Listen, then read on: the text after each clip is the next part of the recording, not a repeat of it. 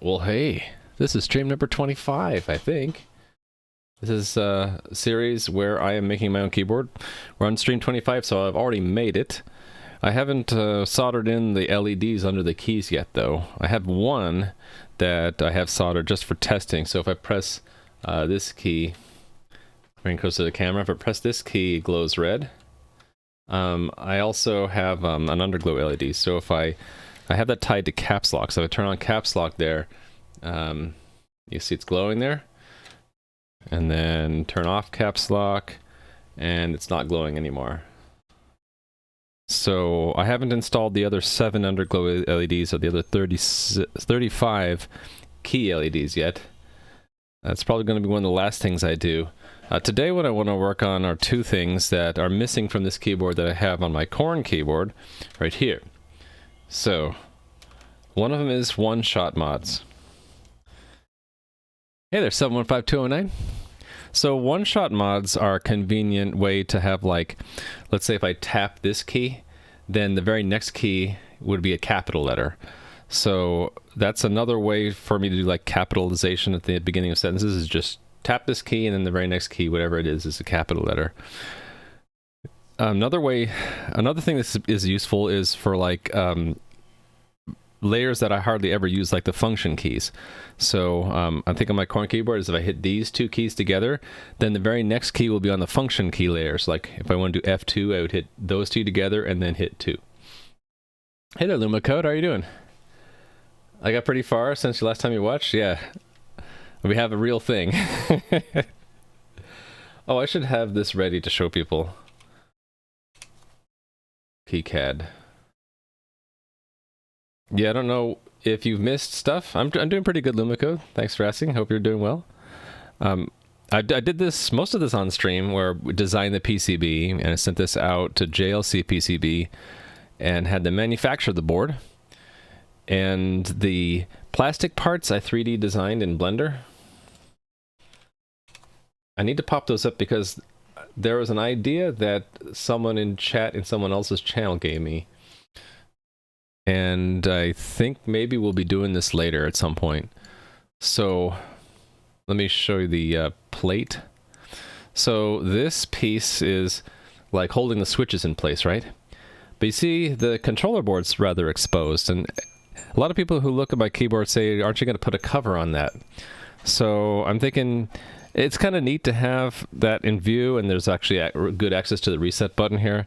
But yeah, maybe for dust and like if like crumbs fall on it, or like accidentally splash some liquid on it, like it would be nice if it didn't hit the sensitive electronics there. So my idea was to go in here. I can just add stuff to this, right, and then 3D print it again. So my idea is to add something right here, like a little shell. So from this piece here, we would like extrude out a shell, and then so it would fit on top. Like when we put the switch plate down, it would also kind of enclose the controller board. And if I really need access to the reset button, maybe I'll have it so that I can still access the reset button maybe with a paper clip or something, if I come at it at an angle, like from the bottom.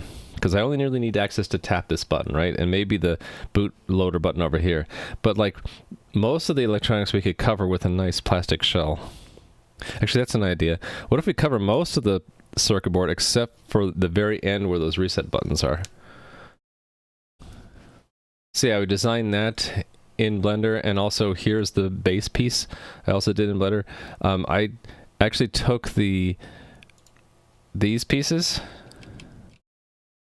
are exported from KiCad so that I could design the base to fit it. So yeah, there's basically 4 3D printed parts, 2 of these bottom shells, and then 2 of the plates that hold the switches in place. What else? I did a lot of the soldering. I did all the soldering off stream because I don't have a good setup to stream or record that.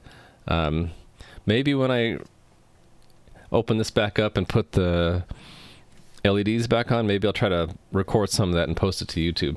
Hey there, Stripe Monkey and Endorn. Peoples and numbers. Yes, the peoples and the numbers. and a lot of green swords. So yeah, it's been a fun project. I look forward to wrapping this up and then making like a highlights video for this, because I doubt people are going to want to go back and watch all 30 something streams, right? So I want to condense it down to like 30 minutes, 45 minutes maybe, of walking through with footage from the original streams, step by step, how I constructed this and how I wrote the firmware for it. Excuse me. Yeah, today I'm going to work on one-shot mods, and I would like to have a mode toggle or an alternate mode toggle for going between Mac and Windows, because this is fine for Windows, but when I plug it into the Mac, a few things change. So the keys and the ends are Windows keys on Windows, but on the Mac they're command keys. But a lot of the things you do on Windows with control, you use command instead on the Mac. So I'd like to have a mode where I can swap these GUI keys or command or Windows keys with the control keys. So like basically swap this key with that key, and on the other side swap that one with that one. Also, if I hold this navigation layer down and then hit one of these, like the copy, this is cut, and this is paste, and this is redo, and that's undo. So these 5 on the top, they map to slightly different keys on the Mac. So my idea there was for Mac Windows toggle, that if I activate some kind of function like Mac Windows toggle, we would swap control with GUI, and then we would change the meanings of these top 5 keys. I think that's all I really need. And then maybe we might do something visual, like maybe we might set the underglow to a certain color when we're in Mac mode, or maybe, I don't know what I want to do yet. Basically, I'll have a place in the code where we can make changes to the board's appearance when it's in that mode. Or maybe just like I do with my core, and I just type and see if it's right, and if it's not, I swap it. So one-shot mods. I think the way we want to do this is go into the... there's this bug where if it's open, I have to close and open it again to get the breadcrumbs. In the meaning of a key... did I move that to key configs? Yes. So meaning of a key, I want to add something called like one shot.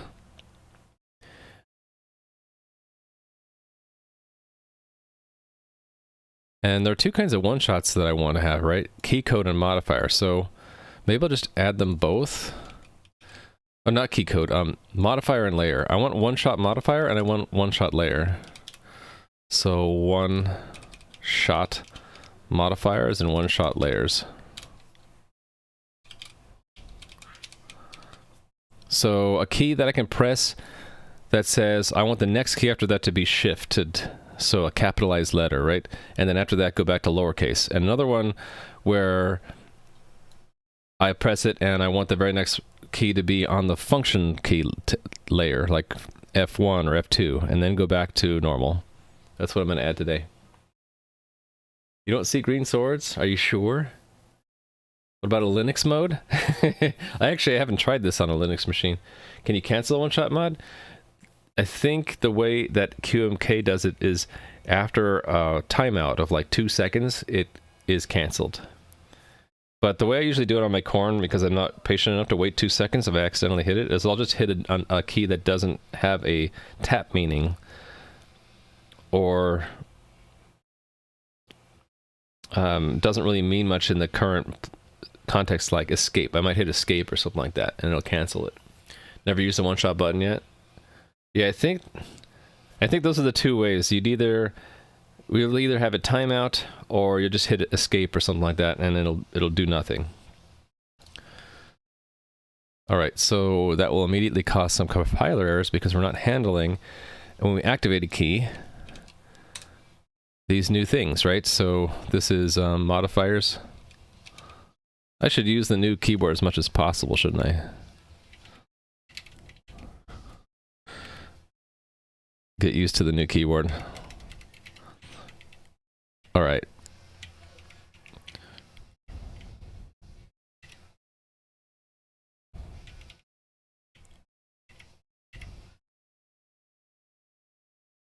Okay.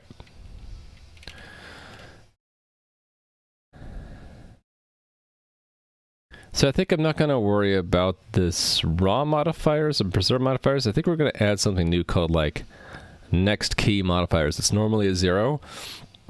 And what will happen is the next time a key report is made, it just is added in there.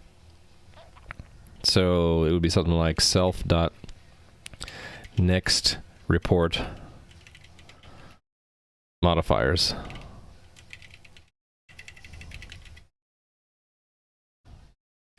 Do we want to have like where we combine modifiers together with several one-shots? If that would be easy enough to do if I just do or equals here. So you could hit a one-shot shift and then a one-shot control, and then the next key would be control shift whatever. And then for layers, it's kind of the next. It's the same kind of thing, like next report. Oh, this is different though, because the layer is used to select a key on next activation. What if we just call this next key layers? And again, let's or equal. Yeah, I think this makes sense. The modifiers affect the next report we generate. The one-shot layers affects the next key, because the key's meaning depends on the layer, but the modifier is just added to the key. So I need to add those. I guess they go here. U8. Or should we just make it an option? Nah, let's just keep it a U8.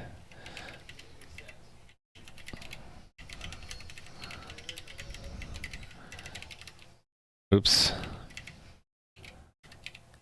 It goes there, right? Hey there, Dr. Padawan. How are you doing? You like to hold the mod layers down, always allows quicker switching between? The one-shots are nice because they take effect immediately, whereas a lot of the layer switches, at least the ones I use, are hold tap keys. So there's a bit of delay. So like, for example, my tab key here, the very first key, if you tap it, it means tab, but if you hold it down, it means to activate the layer for the right-hand symbols. Problem with that is the hold meaning requires that you hold it down for at least the tapping term, which I have set to 200 milliseconds. So if I'm really fast, sometimes I'll try to hit a right-hand symbol, and instead it'll end up doing a tap or a tab and then a different key, right? So when that starts to bug me, I'll just switch to a one-shot layer to say, like, press a button and then the next, and then I can take my time, or I can go really fast. It doesn't matter. Whatever key I hit next will be a right-hand symbol key. Hey there, I play poker badly. A couple buttons with just one meaning. Buttons with multiple meanings are some layers deep, less regular ones. Okay. Yeah, Atom also has some keys with just one function, and those are good for keys that you're going to hit really quick and you don't want to have this hold tap decision kind of slowing you down or tripping you up, I think. Like layer down and layer up, yeah. So I don't have those yet because I haven't used them on Korn. I probably won't have them, add them until I need them. Mine are just like temporary layer activations, like when you're holding the key down. And we're going to add the one-shot layer today. All right. Okay, meaning when we deactivate it. So what does it mean when we release the key? I think it doesn't really matter, right? If it's a one-shot mod, we've already had it take effect by just updating the state. So I don't think we need to do anything here.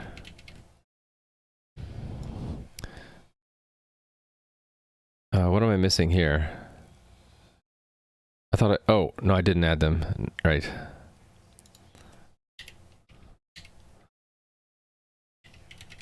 Zero, and just let autocomplete fill in the rest.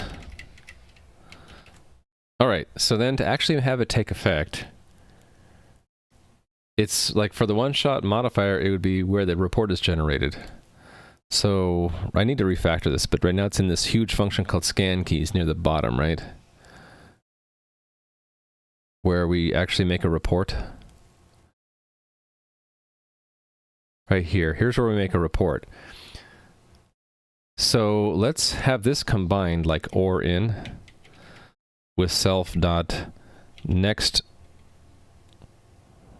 I thought it would help me out there. N next report modifiers. And then immediately after making the report, let's set that to 0.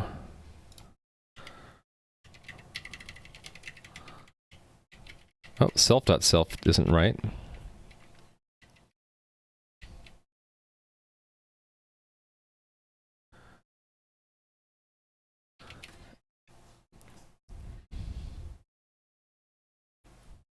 So let's have like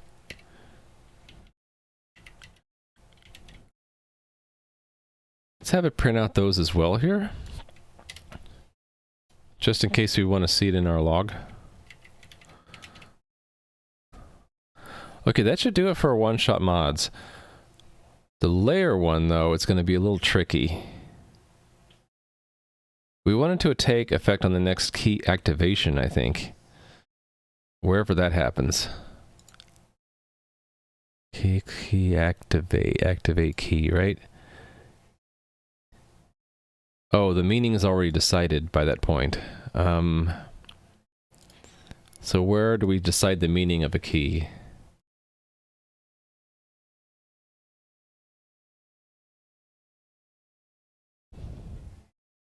I think that's this get key config does it, right? Okay, so that's in 3 places. When you press the key down here, when it becomes a hold,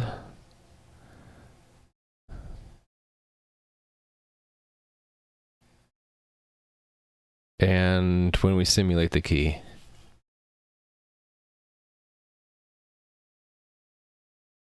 Yeah, I know what you're saying, Endurance. So you tap it, and then now you're on numbers, and you tap another one, now you're on symbols.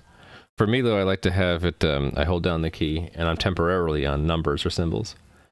You guys are hearing a dog in the background? It's not even our dog. I thought my microphone was supposed to eliminate that stuff. Hey there, Utsby. You're now using the keyboard to write the firmware for the keyboard? Yes, I am. Extreme dog fooding, yes. At times yesterday when I would hose the keyboard, I'd have to... That's why I have this other keyboard below me, my old corn keyboard. I have to switch to the corn keyboard. But yeah, unless I screw it up, I can now use the new keyboard for programming a new keyboard. It is kind of cool to think about that. Trying to think, would I modify get key config? Because that returns a key config, and then so we could use it to select the right layer here.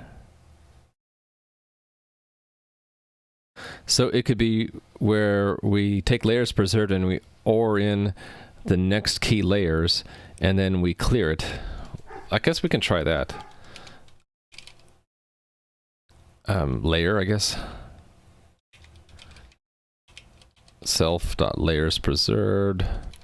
ORed with self.next key layers, and then immediately set that to 0. Oh, I was using the wrong keyboard there. I was using the old keyboard. Habits die hard, right?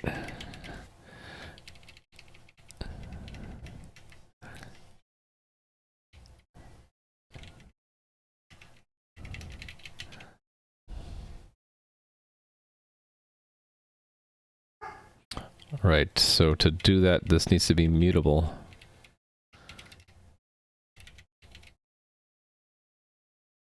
That's fine. Now let's try it.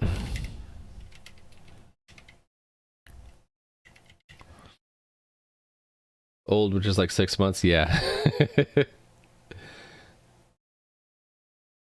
I think it's a dog in our neighborhood that you're hearing, but I'm surprised that it came through on the microphone. Okay, what is this saying? Oh, we're not using one-shot. I didn't put it in my key map, that's why. I wanted to add that.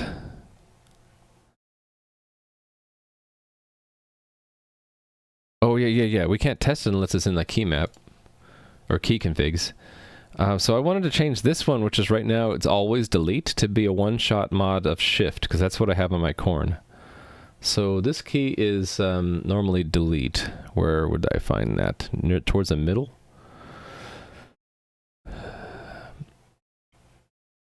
Enter, backspace, here it is, delete. Yeah, to do, make this into one-shot mod shift. So if I hold down, which one is this? The navigation layer, which is 3. I should put a comment here. It is delete. So yeah, I wanted to change it here. So meaning one shot modifiers. Let's do right shift.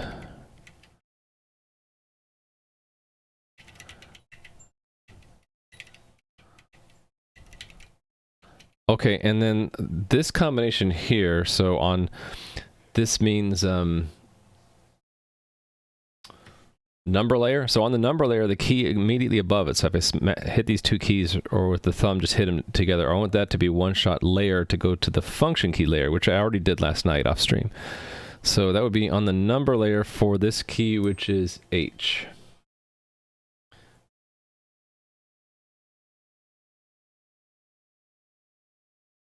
Hold on, I got texted a question I have to answer. Hold on a second.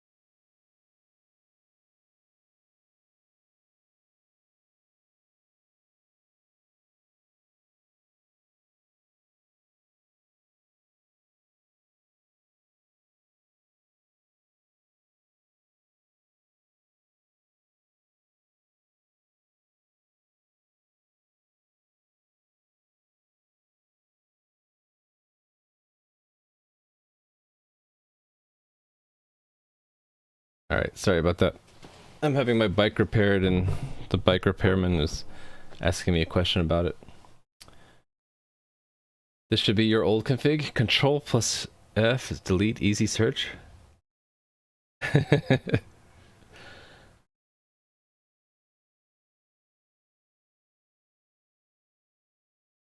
I'm looking at your layout right now. Wait. What do these hold things mean? I don't know how to use this keyboard layout program that you're using.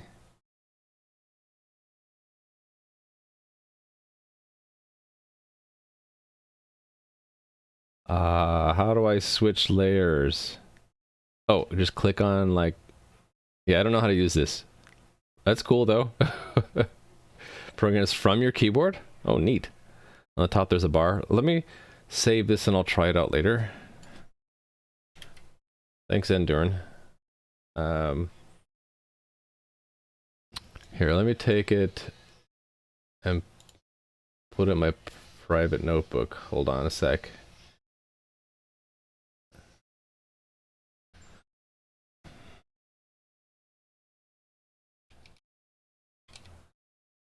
Just annotating what this is so I can look at it later. All right.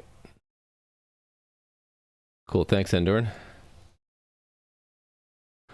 Okay. Right, I added the one-shot modifier. So yeah, this combination. So I wanted the H key on the number layer to mean one-shot layer. H is over here. Aha. I had a to-do here. On number layer, make this key activate one-shot layer for function keys.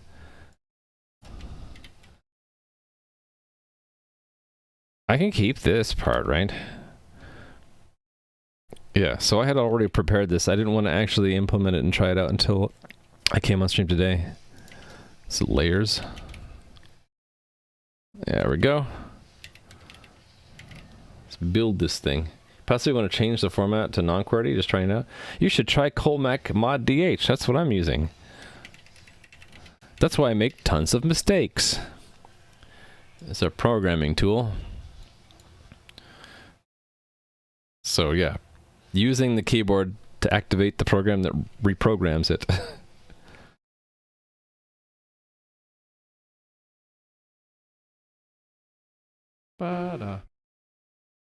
Okay, cool. There's still this delay. I looked into this delay actually. I thought that there was a timeout setting for connecting to a COM port, and there is, and I had it set to 10 milliseconds, so it's obviously not that, or at least it seems to be not that. So there's some other reason why we have, and I counted it, it's like pretty much 30-second delay between when we start to connect and we actually connect, and I'm not sure why. What happens if this crashes while flashing?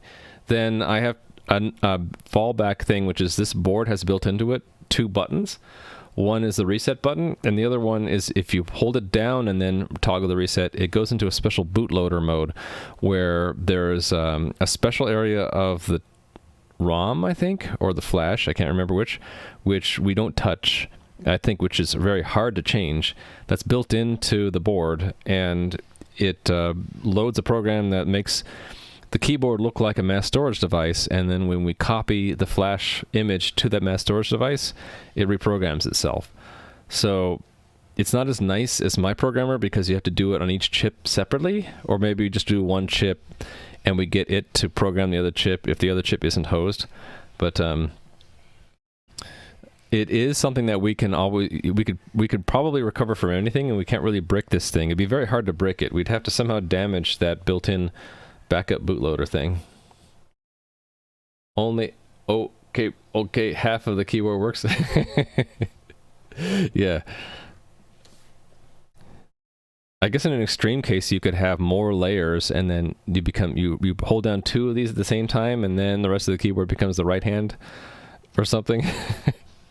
Okay, anyway, let's test this. So 1 shot and then A. Hey, look at that. It did a shifted A. And then that should have been a 1-shot layer. And then that should have been an F2. I don't think it was, though.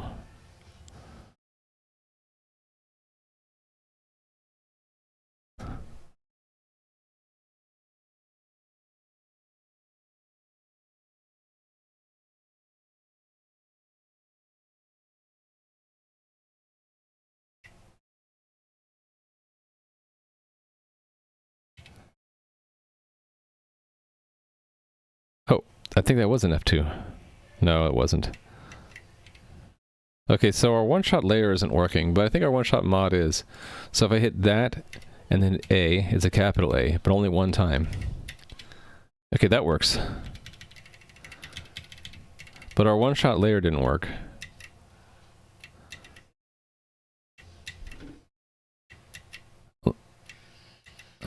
Yeah, it didn't, it's not working. Wait. Nah, my layers are all screwed up. I can't...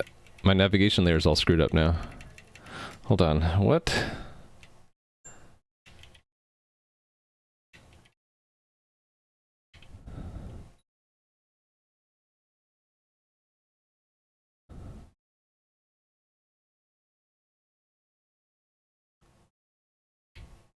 Did I not set the layer back to 0? I'm gonna, because it's annoying to have to use the new keyboard when it's screwed up like this, so I'm just going to use the old keyboard for a second.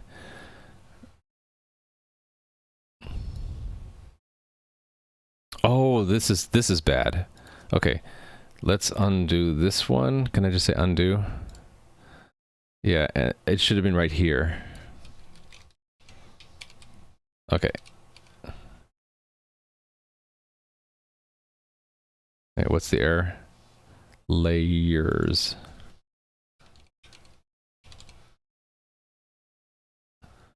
I can hear Stranger Things in the background. If I wasn't streaming, it sounds like an interesting part. I might go duck my head out around the corner and look and watch for a second, but that's okay. We're watching like this, the ending of season 4. I guess it's an interesting one. All right. I'm just going to assume that that fixes it, and then we'll get ready to just check it in here. So we're going to say... Oh, what happened to my terminal? Ah. Started again, I guess. Git commit. We're going to say add one shot mod and layer support.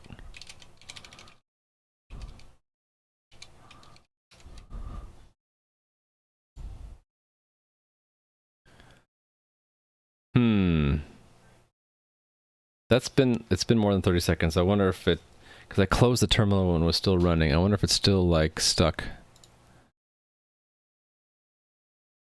Just try it again. Hold on. Let me quit it. Then reset the board and try again. I'm impatient. I'm just gonna do this trick where we just try it until it goes. Nope. There it goes. For the truly impatient, there is the reset and try again approach.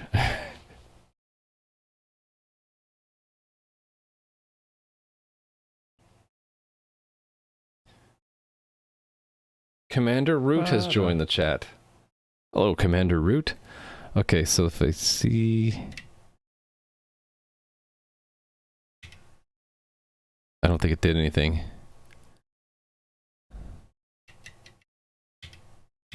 No, it's not sticking.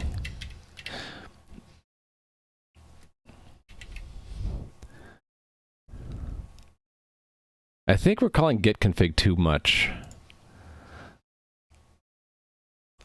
I think maybe we're calling git config on a key up as well. Hold on, let's see. When we simulate a key... Oh yeah, we do it for before we just see if it's a down or an up.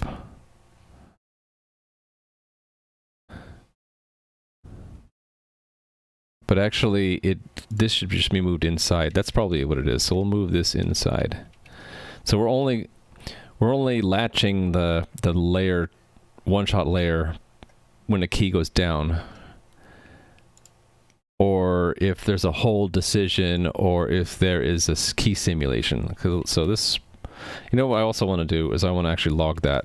I want to see that where it's latched in here. Let's just say if self.next key layers is not equal to 0.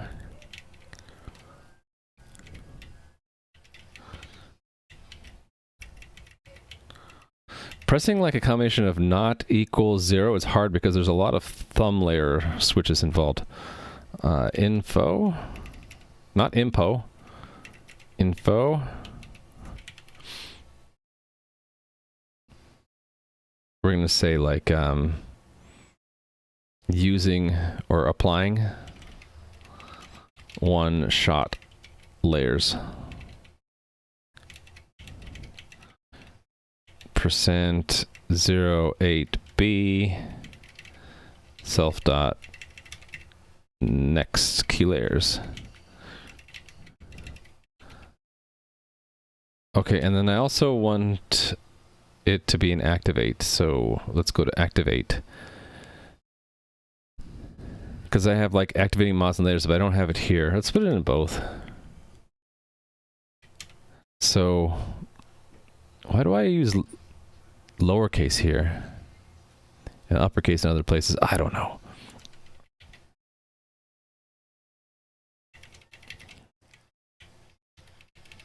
One-shot mods, right?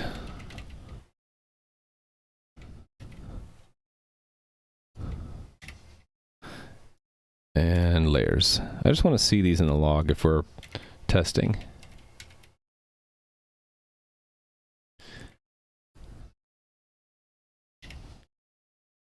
Hey there, Metal Storm. Long time no see. I'm seeing people I don't normally see, I think, because I'm streaming during the day. I can only do this because it's a weekend. How have you been, Metal Storm? Working on a much more different project. I made this.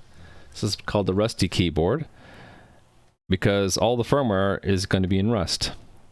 It's inspired by the Korn keyboard, and it looks much like that because I have one.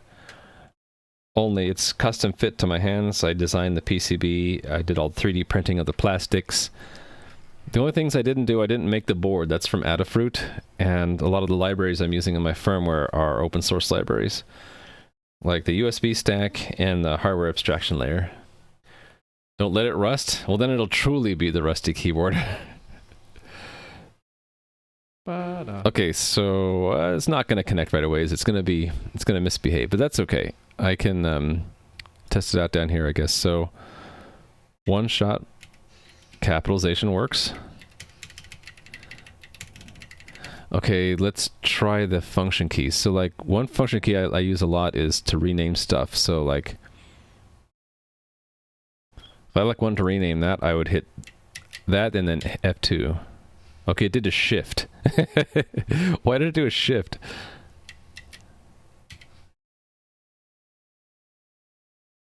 Oh, did it switch to the number layer and not the function layer? Did I screw that layering up? Oh yeah, this has to be a bit field. So 1 shifted left, 6. What is that? 64? Right? Does that mean I have a, for 5 it's a layer 32?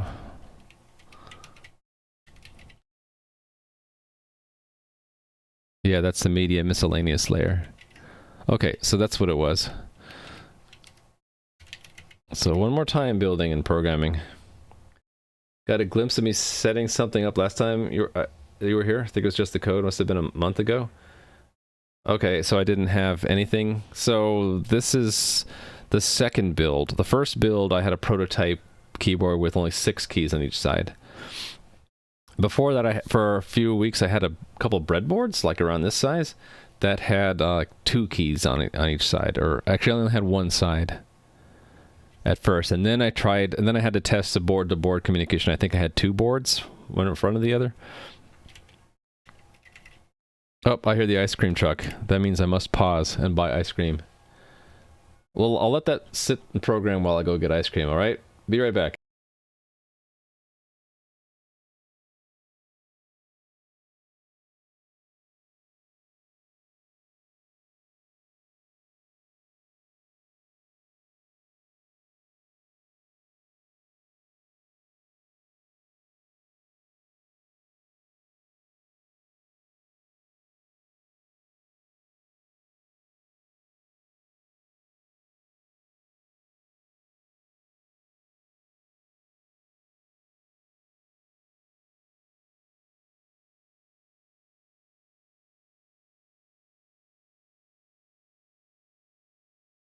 Ba-da.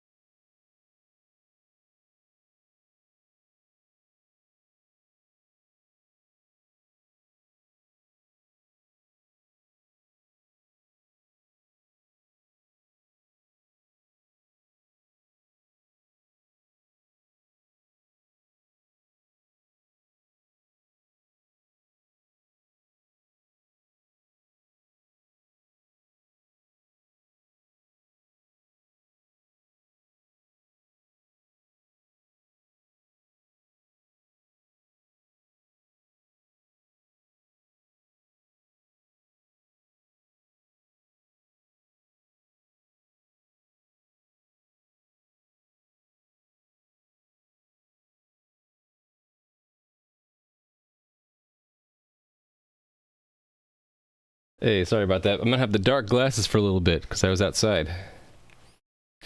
Hope everyone's still here. I have a good relationship with our ice cream guy, so I always want to go out and say hi. It didn't reconnect. That's weird. Sometimes this happens and I don't know why, but the keyboard is working. Let's try that function key again. So if I was in here and I wanted to like rename this, I would hit function layer 2. Hey, it works. Too much swag? Too much swag as in the dark glasses?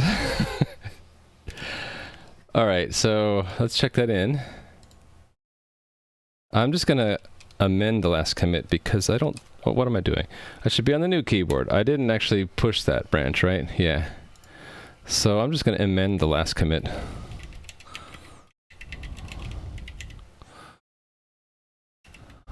And then push it. Cool, so I'm done with one-shot mods. Let's check that off. Yes! So the other thing I wanted to do today, at least, if I get this done quick, I'll have to come up with something else too, is this Mac Windows toggle. So the idea here is I want to swap keys. I want the meanings of these two keys when their modifier, their hold functions to be swapped, and these two to be swapped. And then these keys along the top need to be different.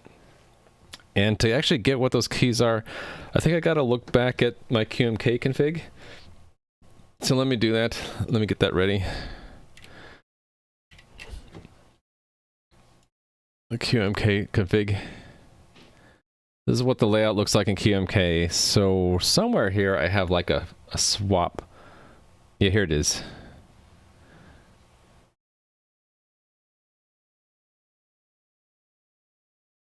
Mac mode, right? So right, there are alternate keys, right, for all, here's the top ones, right? So redo, which one's which? Mac code first. So on the Mac, it's GUI Shift Z for redo. On Windows, it's Control Y. Is that the only one that's different? The other ones are all the same. Okay, so it's really just one key that has two different modes. Or one key that has two different configs, Windows versus Mac, and then I need to swap the GUI and control. That's what that is. Oh, right. All of these go through that. So it's GUI versus control for copy, paste, cut, undo, and close. Okay. That's sort of what I expected.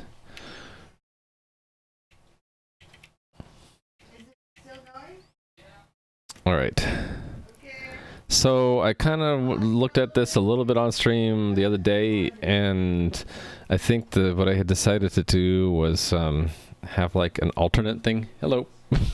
An alternate thing in key config. And I think I can just put it with tap. Oh no, I was going to put it in meaning.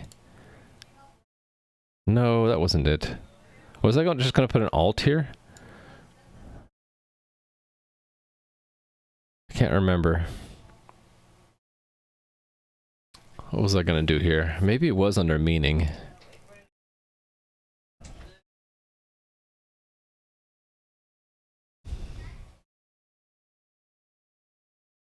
Maybe, shoot. I don't want to have like all of these affected. But maybe you guys can hear the ice cream truck in the background now. Maybe when I'm talking. I think originally I had something like this, but I don't think that's going to be enough.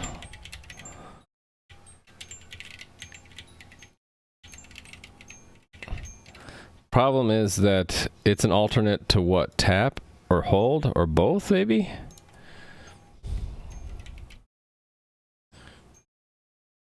You started the keyboard yourself? I did, yes. The hardest part was this connector here, because the pins are so close together.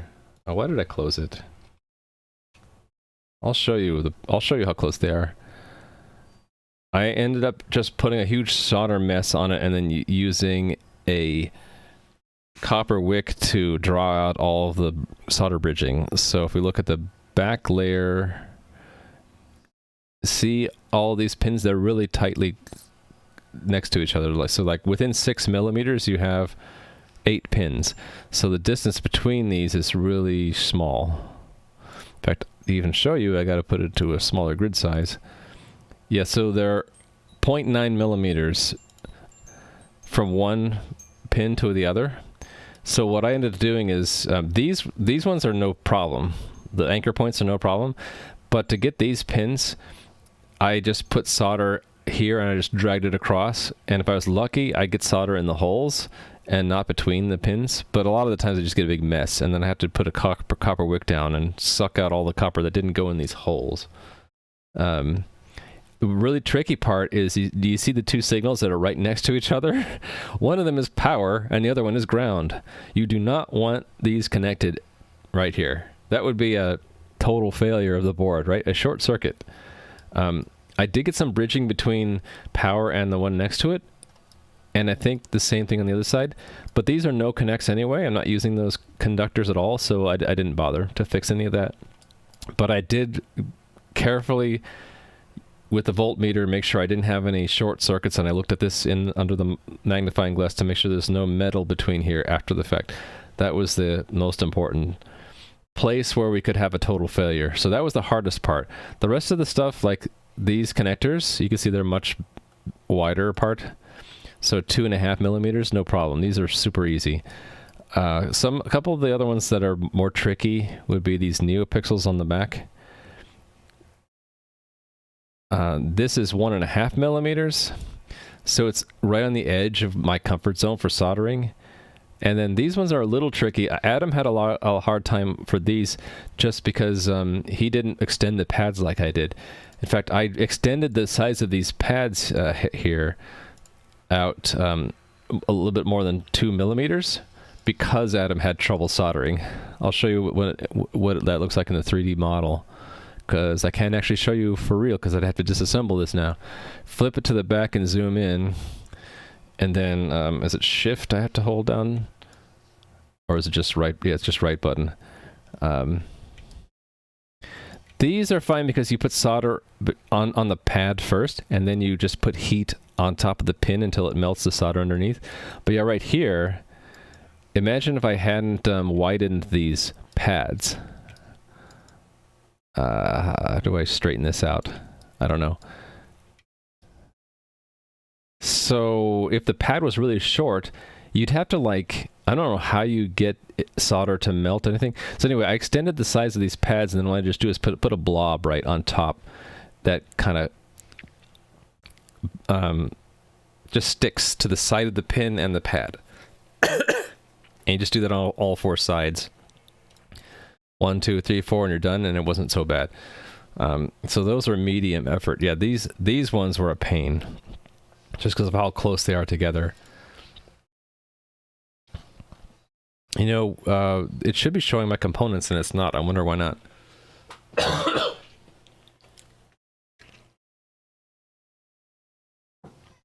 All of my 3D models seem to be gone for the front side stuff. Backside stuff is partially here. The diodes are missing, though.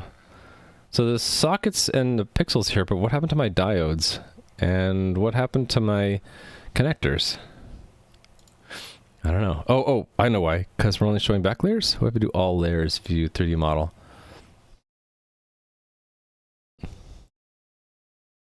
No, it's still not showing the front side components for some reason.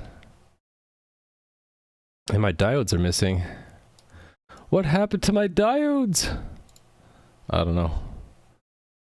If I edit a diode,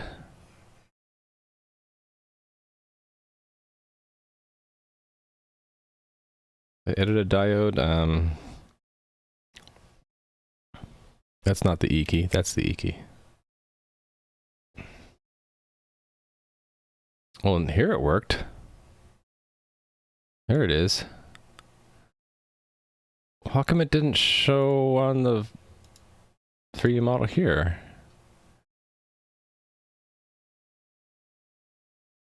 Not showing, it's not showing here on this side. Oh, because this button, okay. It was just a button that wasn't pressed. Okay, so just to show you a better idea of those connectors, right?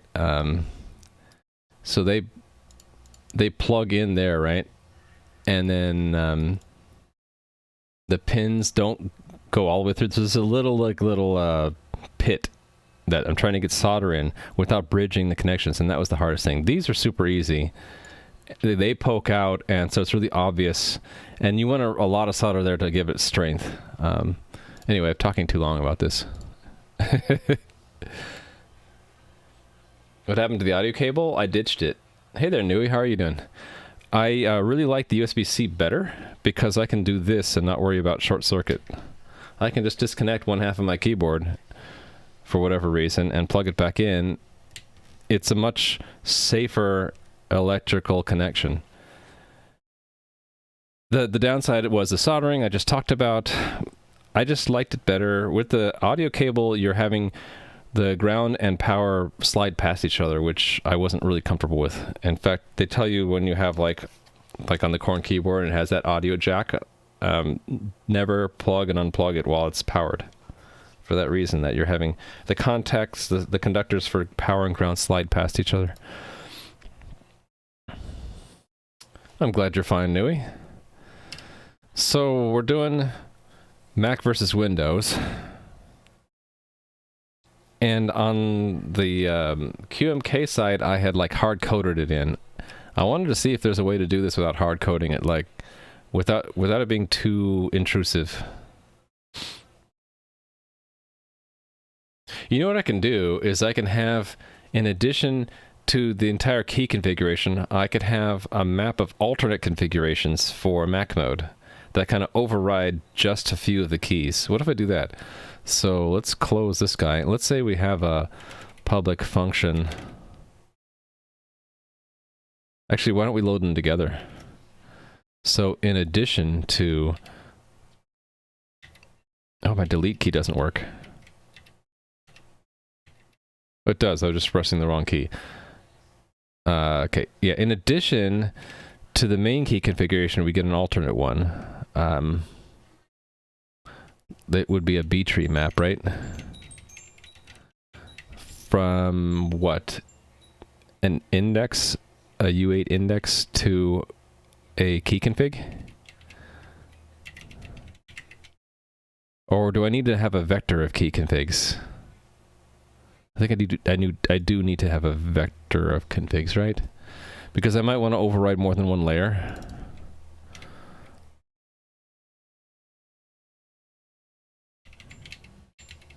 Okay. So then let base config equal that.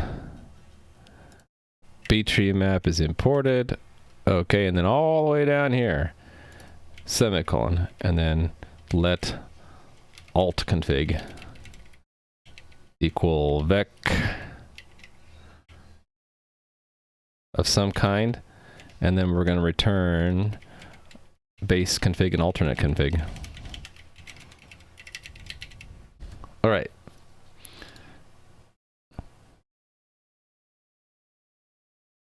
Oh, not a vec. It needs to be a B-tree map. Sorry.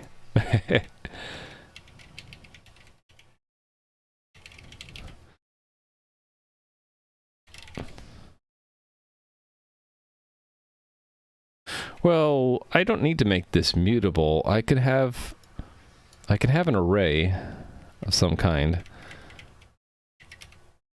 and then collect it into a B-tree map.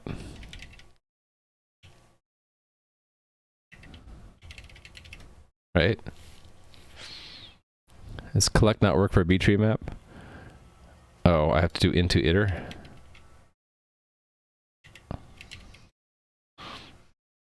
There, that'll work. There's one of the reasons Pro Audio stuff uses XLR instead of tip ring sleeve cables. Is that the same reason? Oh, you're saying that's one of the reasons. Yeah, yeah. The advantage of the audio cable on this Korn is it's much simpler.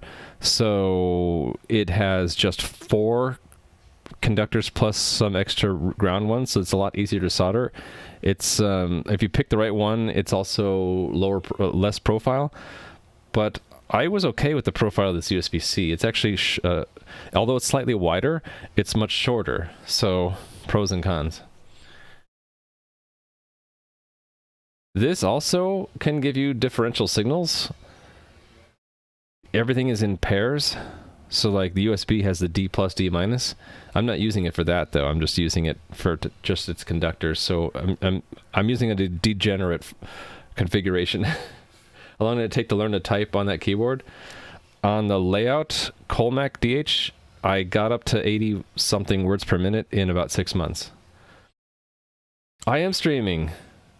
I'm streaming in an unusual schedule because it's the weekend and I felt like doing some work on my hobby. Normally I stream maybe 7 to 8 hours from now. Yeah, but today I'm streaming early. It's like a treat. You don't have to watch a VOD. Okay, I just want to get this compiling again. It's going to complain because down here we don't just have the key config. We have a key configs and an alternate configs, right?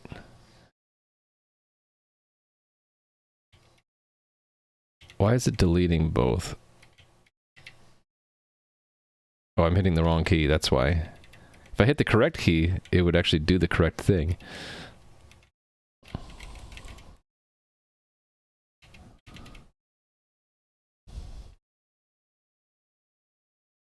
Okay, we're not using it yet, but it will compile.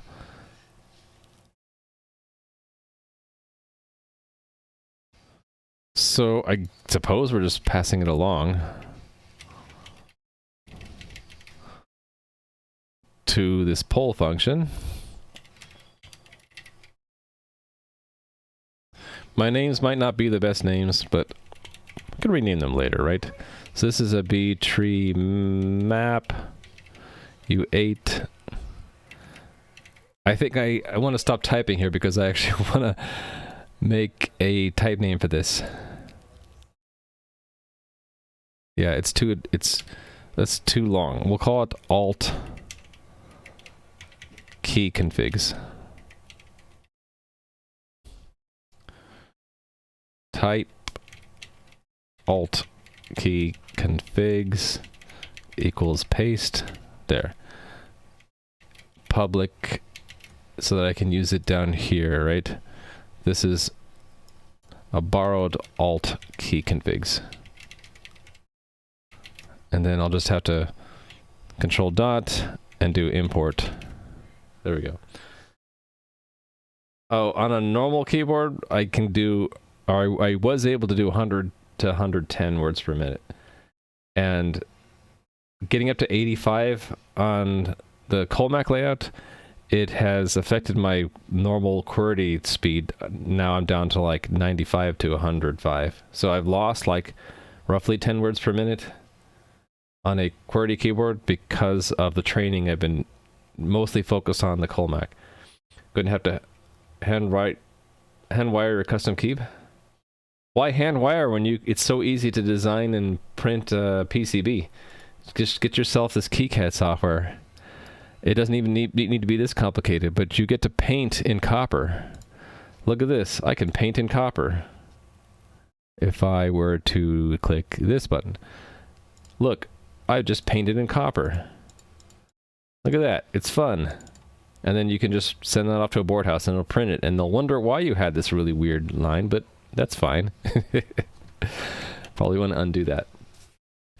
I don't understand, or I don't see myself hand wiring anything ever again, since it's so easy to make this and have it printed for like 15 bucks.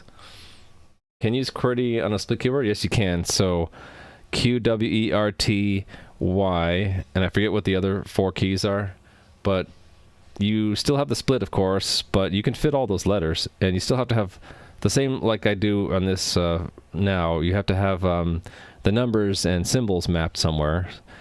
And what I've seen popular is either on the left or the right, they just have the numpad configuration. So like 1, 2, 3, 4, 5, 6, 7, 8, 9, or over here the same thing. But yeah, the letters, you can totally do QWERTY if you want. Okay, got to use these alternate key configs, right? So we're going to pass them along to scan keys.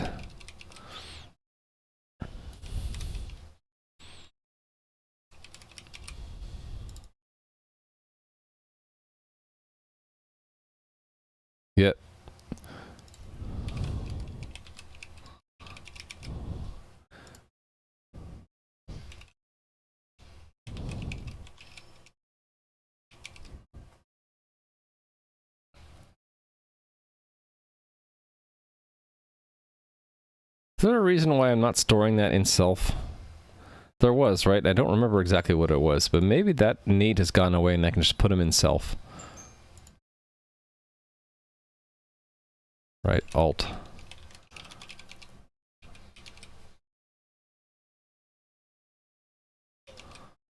All right, and then git key config. So same lifetime, right?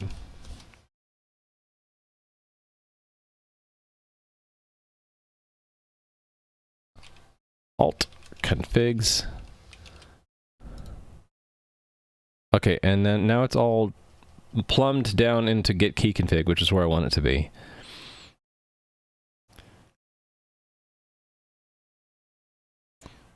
Because what we're going to do is we're going to first check, like do this check first on alt key configs, and if we find something, we'll use that. But if not, we'll go back to this, and only if the alternate mode is selected, which means I have to have something in keyboard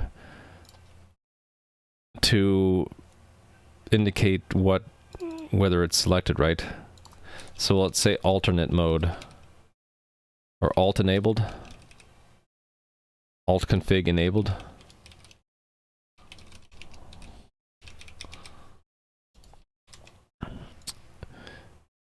And we'll initialize it here.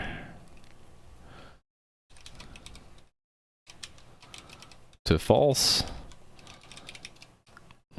So I'll actually I need a key meaning to enable, to toggle alt config. So let's add that. So toggle alt config.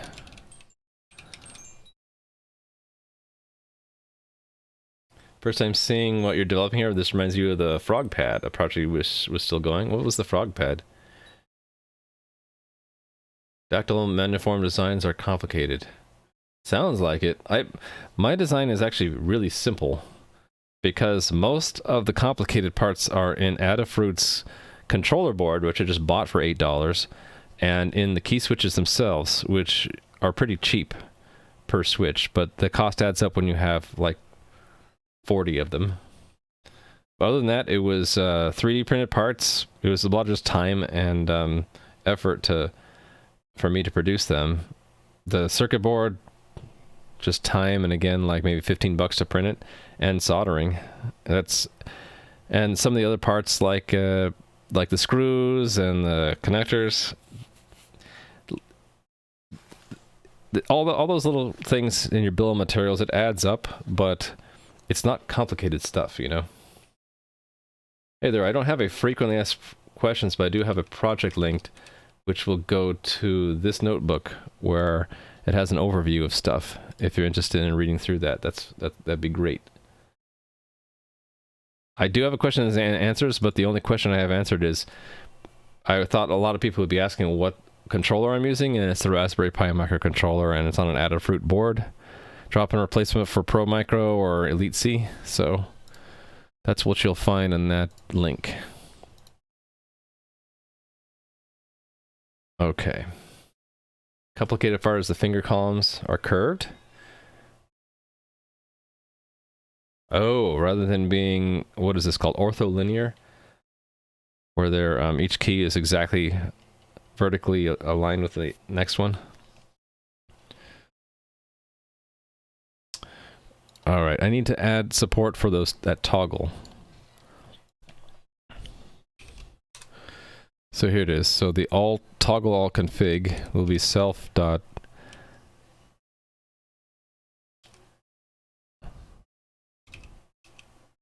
alt config enabled equals not self dot alt config enabled, and then let's print it out. Alt config enabled.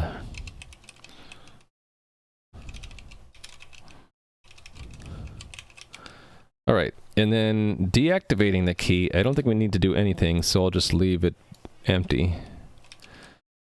So now we have a way, if I have it configured, to toggle the alt config, but we're not actually using it yet, which is why we get a warning here.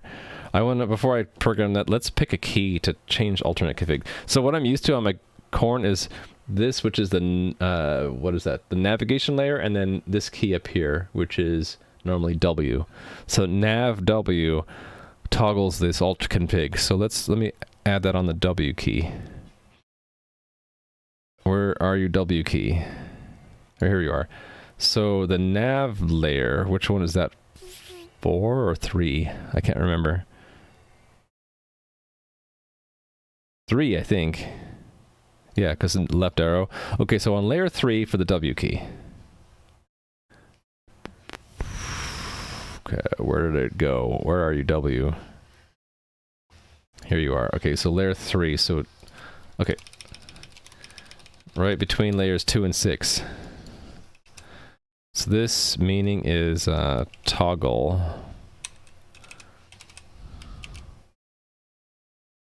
alt config. Cool. So now we just need to use the alt config. I think what I want to do is I want to say if let some key configs, because we get a vector of them, right? Actually, I can't remember. What did I decide to do? Did I make it a vector? I did. Because even if there is a vector, we still need to do this find thing, right? Actually, you know what I need to do then is, before I do this, I need to put this into its own function. Because we're going to call it twice, right? Extract into function, we're going to call it find matching key config.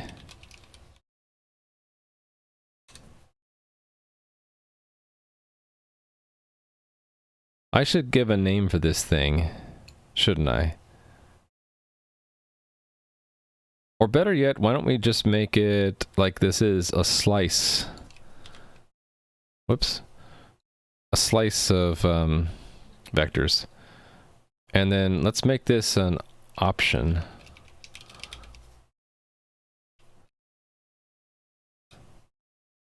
So that I can move the unwrap out and put it here for now.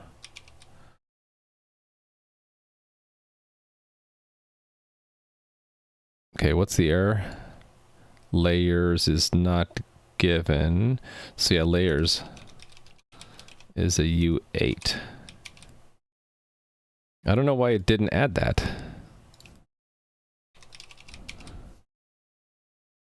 Cool. The ortholinear, but each key is a different height. Yeah.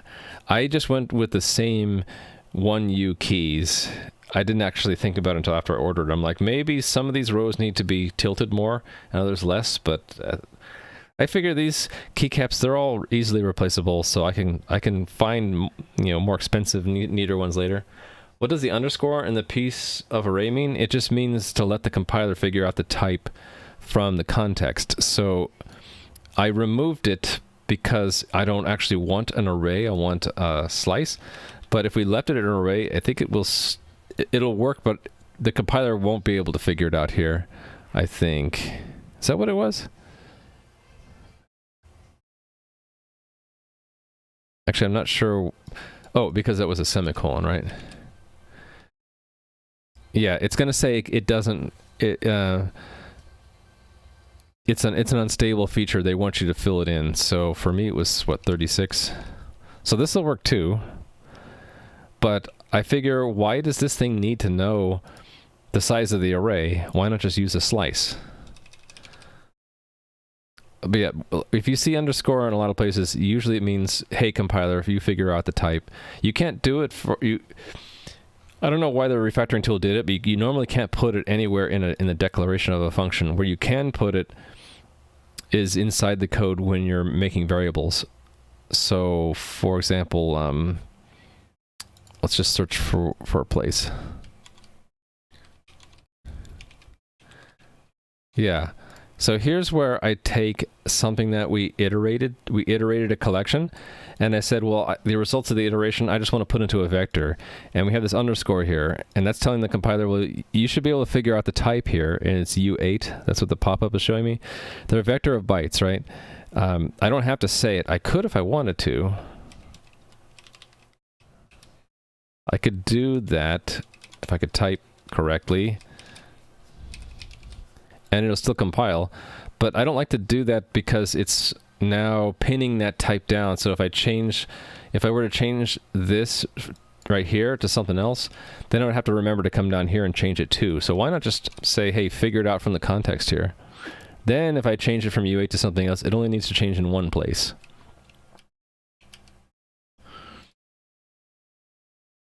Okay, so we're not using the alternate config still, but I have it now into one function. So yeah, this is what I want to do. If we have some configs in the alternate, actually this is all if self.alternate config enabled, right?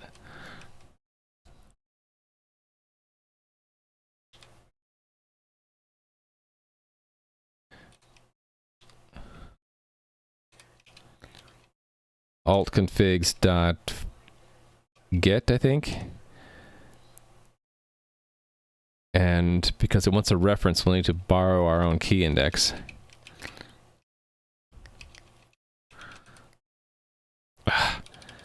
Still getting used to the layout after 6 months.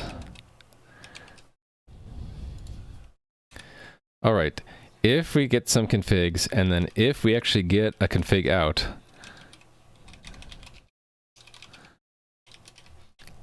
from this one,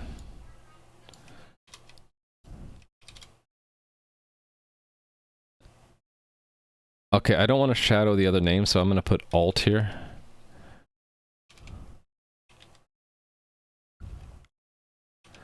Then we're going to return it.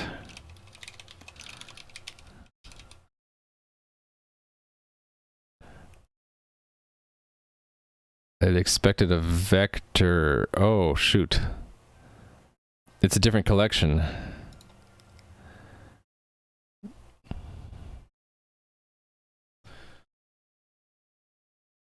Okay, then I'll just make this generic. I'll make it something that is iterable. Oh, wait a minute. Hold on. That still won't work. Oh, I can't reuse this function because the collections are different. One is an array and the other one is a map.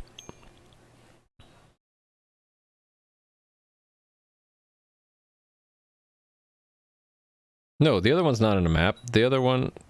Yeah, wait a second. Then, shouldn't this be just key configs? And I can move this one out? Yeah, that's what I'm going to do.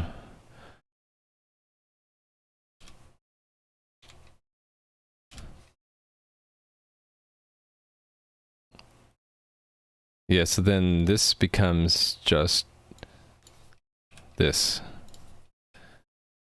And then that.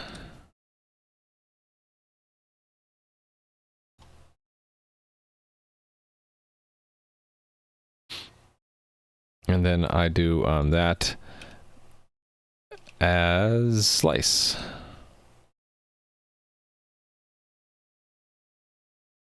And that did it.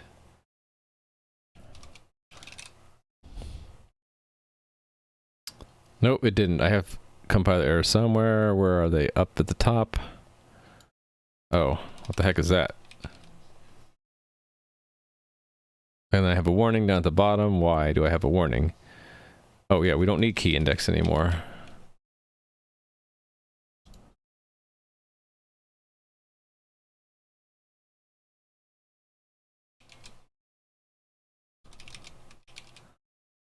Okay. That should do it, right?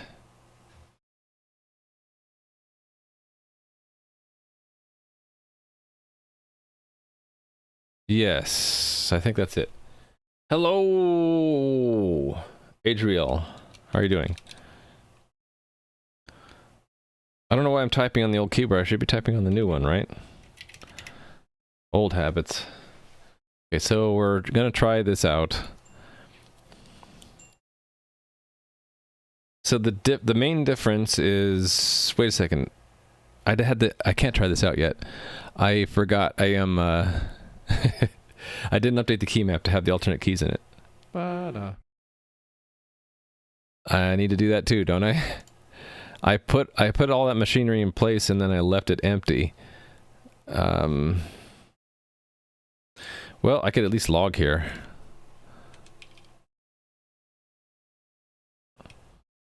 That's okay. We don't need to log there. We'll see it. It'll either happen. It'll either work or it won't, right? So the alternate config that I want is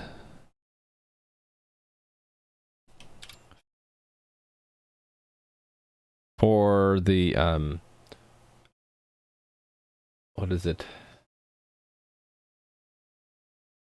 I want to switch this key with this key.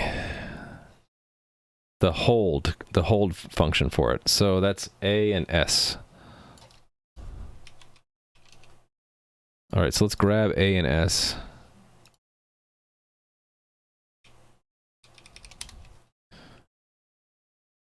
I don't even know what index that is. Oh, there's one way I can find out. I can look at the schematic. So which switch is that on the front layer? That is switch 17. So it would be index 16 because we're counting from 1 on this. So 16, and here's that key, right? So I want it to be control instead of left GUI in the alternate mode. So that's 1 instead of 8. And the other key was S. This one. That is key 11, switch 11.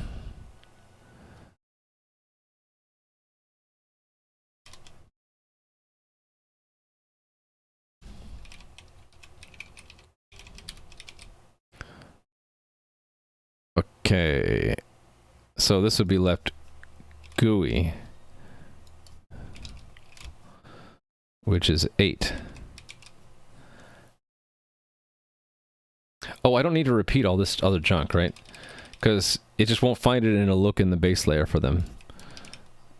So I can delete all that. We're only really changing layer 0 meaning for these two keys.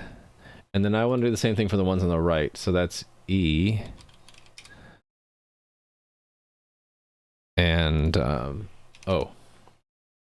Because the keyboard waiting in line for the kinesis vanished? No, I'm not waiting in line. I made my own. How I am. I'm not sure how I am. How that words can make something, friend. I don't know what you're saying. Sorry. What switch is E on? 29. So 28. Counting from 0. And again, we're only changing the base layer to be right GUI instead of control. Alright, and then I want to find the key for O. Here it is.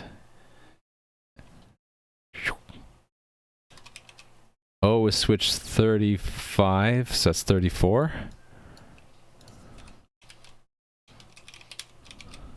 And again, only need the base layer. And we're going to make that right control. I think that's enough for now. I'll do the other 5 later. This is good enough to test, right?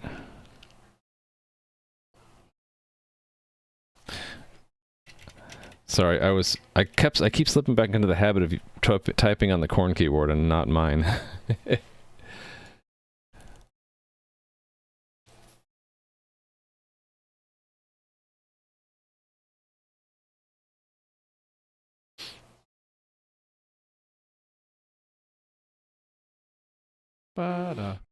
Alright, we'll leave that report up. Let's test around. So if I hit Control A, it selects everything, right? Now let me switch layers. And then that is now, oh, that opened GUI A. And that's Control A now. Cool, it worked. Control A. That's not control anymore. This is control. Okay, cool, that worked. So we're in alternate mode. So then switching out of alternate mode, this is now Control A again. All right, cool. So I did it. We added alternate mode. It also shows up here when on the log, when I activate alternate mode. it's enabled, and then toggle it again, it's off. Neat, it works. How the computer can know your words. It can know my words by me typing them in. I'm not sure where we're going with this, Adriel. No joke, that's pretty impressive. Well, thank you very much. So let's commit this. Add alternate mode for switching between this is going to be too long.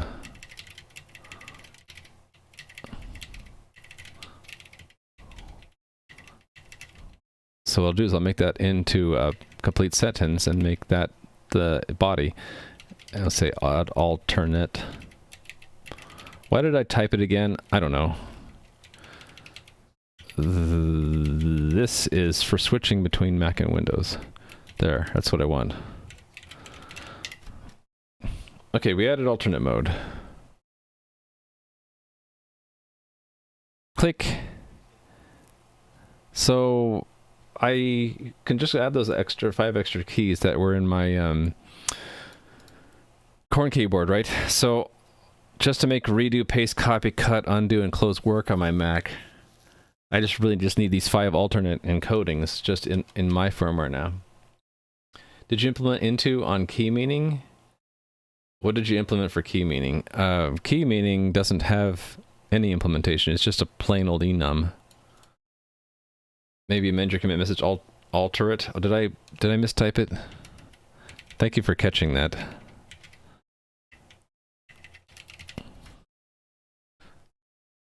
Thank you. Git push with extreme force.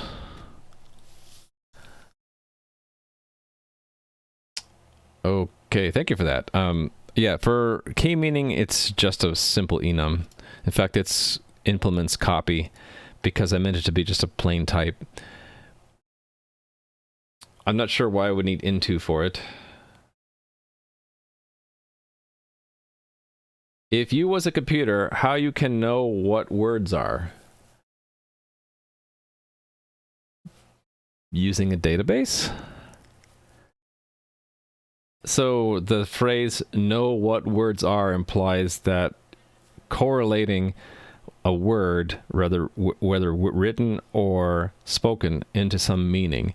So that's really just a mapping function. So then it becomes 2 questions really. What are you mapping? Well, 3 questions. What are you mapping? Where are you going to store that mapping, and how are you going to use that mapping? I can answer the second one. You're going to use a database of some kind. The first question probably is you're thinking of written words. So those are just strings. So how to do it? That's a much more complicated thing. It depends on what you want the computer to understand about the words. I know this is sort of a either a troll thing or just a not English as first language thing, and I'm not really understanding what you're getting at. But either way, like, I'm not sure how to continue with the conversation other than try to interpret you literally. I mean, yeah, Penderin, we can speculate that Adriel is asking how a compiler or computer works, but that's a really, really open-ended, vague question that I can't answer in just a few sentences. So why would we even try? And maybe a more appropriate question would be like, I would like to understand how a computer understands language, and where would I go to learn more? And then we would do a Google search to look up computer language understanding, and you'd probably find a whole lot of links you can read through to read more about it. But it's not something we can answer in chat. Okay, so yeah, I wanted to add those alternate configurations, right? So that's basically down here, and the keys are J, L, and let's just go find them. J. Cool, I found it. So the layer is actually not the base layer that we want to change here, right? I want to actually change the navigation layer. J is switch 22. So for me, that would be 21. So that would go here. Just because I like to keep things in order. And again, we're not changing the base layer. Yep, we're changing this layer here. Why am I getting a compiler error?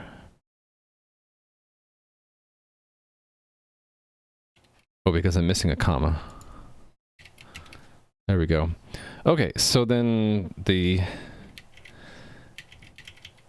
Qmk thing is, that's redo. So it changes from Control Y to GUI Shift Z.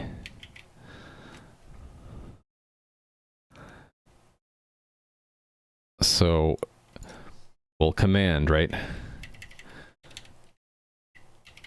Plus shift, right? Yes. Whoops.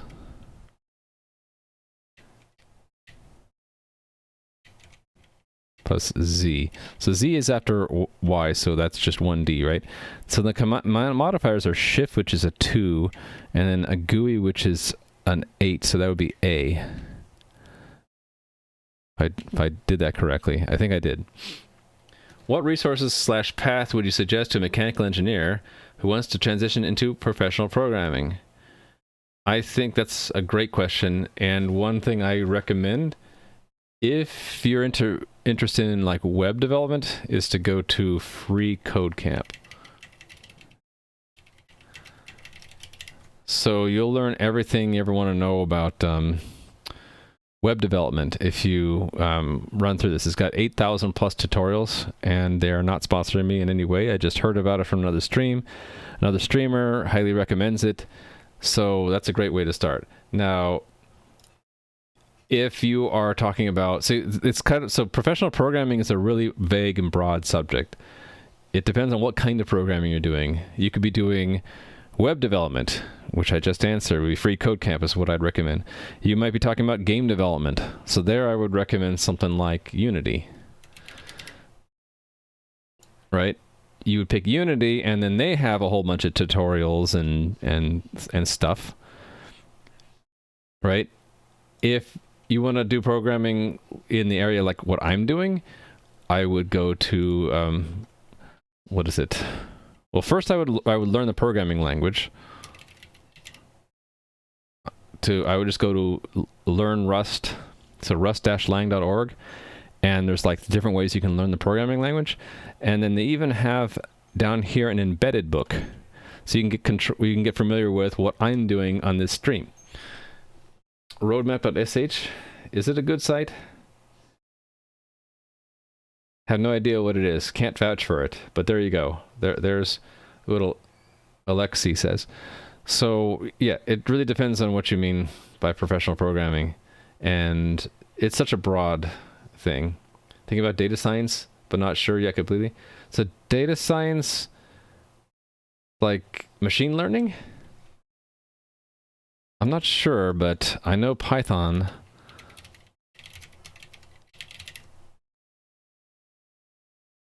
is used in machine learning. Well, here you go. Python machine learning tutorials. So those are a lot of starting points. What I'd suggest is just do a bunch of searches like I just did and see what works for you. There's just tons of stuff out there. You're fluent in Python and Java already? Cool. Then I think you're halfway there to get into data science. I think just keep going down the path of machine learning. Self-taught is the way. It can be a way. Some people learn better self-taught. Other people need to be guided. And I'm more of the self-taught route, so I wouldn't really know what classes or schools or books to read. But maybe other people do. Or big data? Or that's true. Then I don't even know what to do for big data because I don't know that myself. But chat, you're always welcome to suggest something. All right, so I need to find next the L key, right? L. There we go. Grab the comma this time. Okay, which key is L? 25, so that would be 24 for me.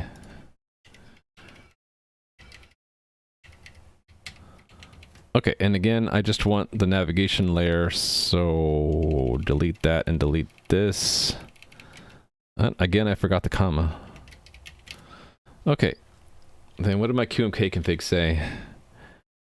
Okay, so this is the one where it's just GUI instead of control, but it's still a V. So it's command V. So that's 8 instead of a 1, I think, right? GUI is 8, yeah. Cool, and then next is U. So we're grabbing this. Can you use Rust with Arduino Nano? I'm not sure, but I think so. Okay, to answer questions like that, what I do is I will go to libs.rs, and just type in like Arduino. There you go. We have board support packages for 3 different Arduino boards. So, for example, if you ask me, does it work for Arduino Nano 33 IoT? I'd say probably, because there's a crate out there that supports it. Because what I did is I typed in RP, actually I typed in KB2040 because that's the board I was thinking about using, and I'm like, oh, there is already a board support package. Sweet, I'm covered. So that's what I would do. I would just search either libs.rs, the alternative that a lot of other people like but I don't like as much is crates.io, and just search for the same thing. And so yeah, not only is Arduino supported on the Arduino Uno, but also we have several different board support packages out there. Any particular reason you don't make an enum for all the key codes? Because the key codes are all just 8-bit integers, so I've just been using U8 for the type for the key code. So no real particular reason. I think the only place that the meaning of the key code will appear is in here anyway, and I have a comment there, so I don't see any reason to... I'm not going to have the enum's not going to be used anywhere else, I think is the answer, Buff Siegel. If you're only ever going to see tab here, and I have a comment that says tab, that's good enough for me. I think where I would want to add an enum is if I have to use the key code in more than one place. So I've gone through great lengths to move all the key codes into this configuration structure. In fact, I kind of want to move it completely out of the firmware, really.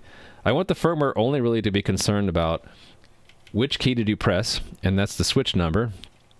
And then it's going to look up in some configuration that we load from outside to figure out what key code to turn it into, and the rest of the firmware really shouldn't care what it means.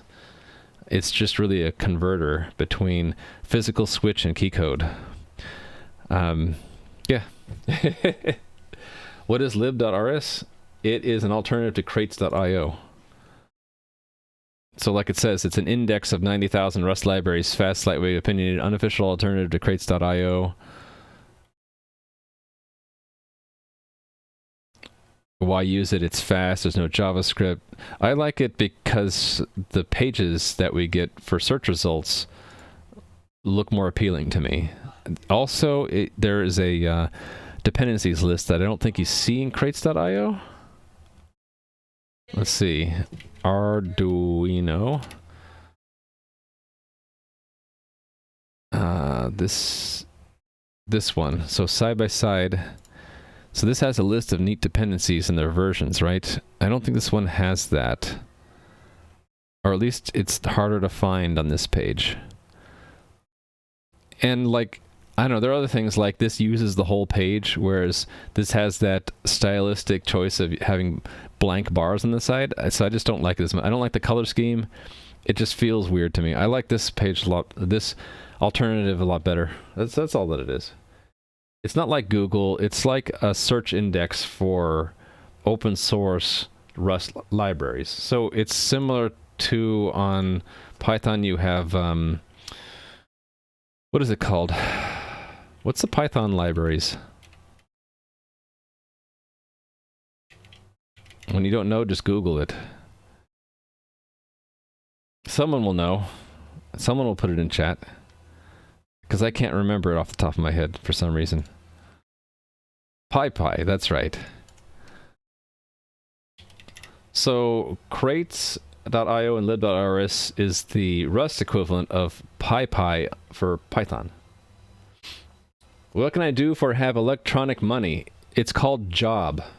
Here. Get job. I don't know how to answer questions like that other than say that. I'm sorry. Programs to have money like PayPal. Oh, you're saying where can I find programs because you need money? Okay, so there's a difference between needing money and using money with a computer. It's just trolling? Yeah, I guess I'm just having fun with it. I can't really tell if it's trolling or just a language thing. That's okay.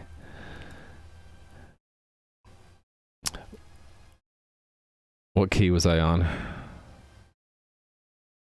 Okay, I'm getting distracted, right? I want to do copy, which is this key next.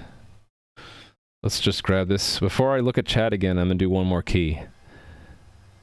Okay, and which key was that? Switch 28, so it's 27 for me.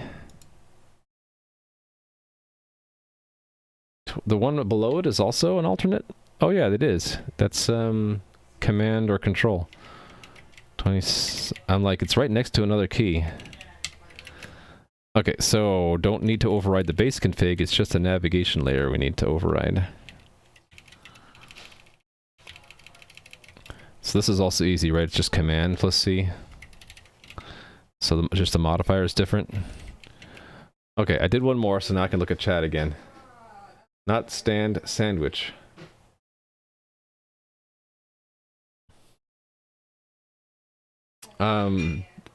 Non sequitur, your facts are uncoordinated. Anybody know what that's a reference to?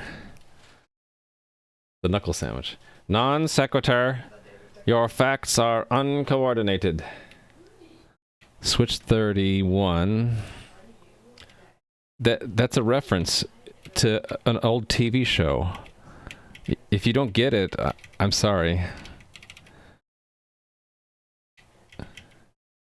I'll tell you what it is if no one can remember. I don't know how to participate in this conversation. Okay, so I'm looking for key Y. Grab that. And paste here. Just making sure I grab the correct key config. Yep. So then delete this, and it's just cut, which is command. Do I not have it? Yeah, I do. I have paste, copy, cut. Modifier 8. Okay, I have one more. Let me do that one and then we'll look at chat. So the last key is undo, which is mapped to apostrophe.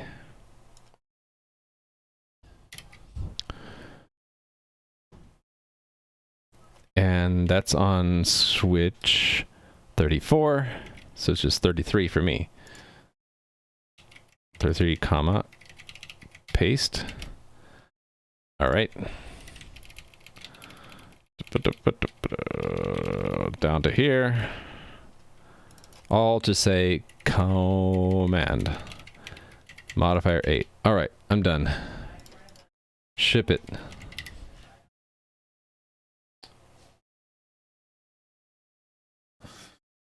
I think you guys are now trolling each other.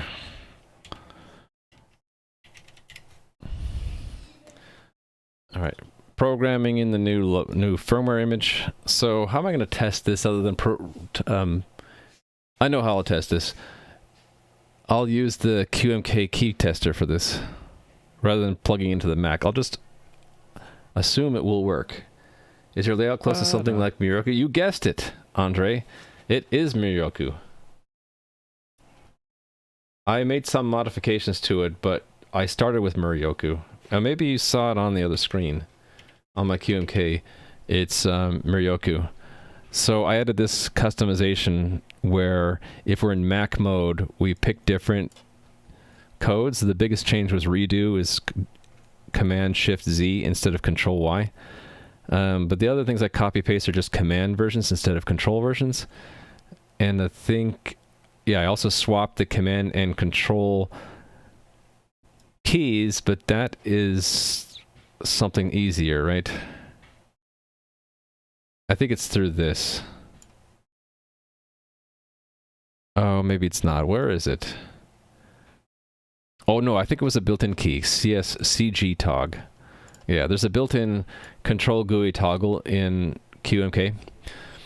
The other thing I added was I added a right symbol layer to Myorku, where I have the parentheses next to each other, the braces and the brackets, and I also added colon and semicolon on that layer, and underscore, backslash, the backtick, and I made a few other miscellaneous changes. So that's over the last six months, just getting comfortable with this. All right, so let's use the Qmk Tester to test what it just did. Okay, that opens in the wrong window. I gotta copy and then paste here. All right, so then here's what redo normally is. It's a Control Y, but then if I toggle and then try it, it's OS Shift Z. Cool. And then normally undo is control. Actually, I just reset between these, right?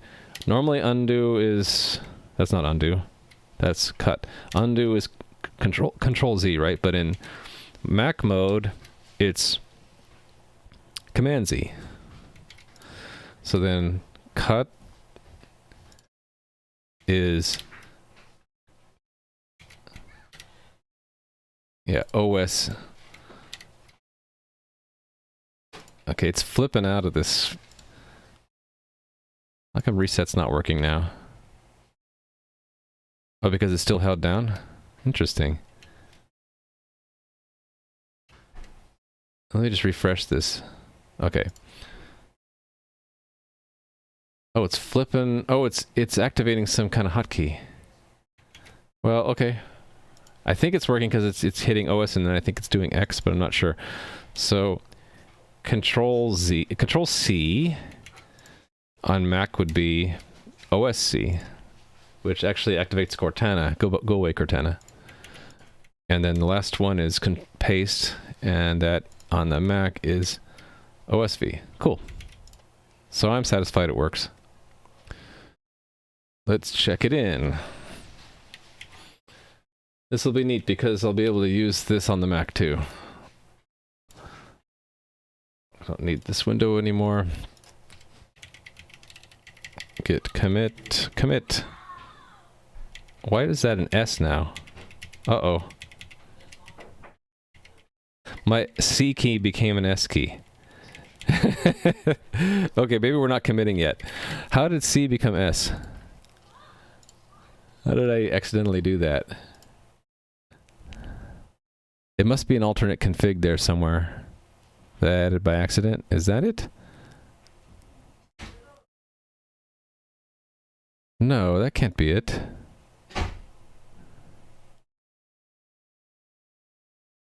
What is that key? Switch 12 got changed. Oh, there is one here. How did that happen? That shouldn't be S. That's the wrong key. Wait. That should have been 10, not 11. Okay, there is a bug. This should be 10. All right. Let's reprogram. Make sure that that is fixed.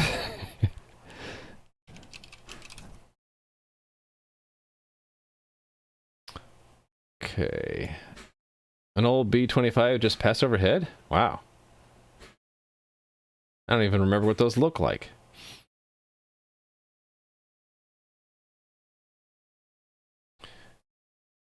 Been trying to find something that you might be able to use as a common base between a sweep and a lily. I don't even know what those are. but I like the Miryoku. It was recommended by Adam. What is a knuckle sandwich? I don't know what you guys are talking about. I think you're being trolled, Adriel.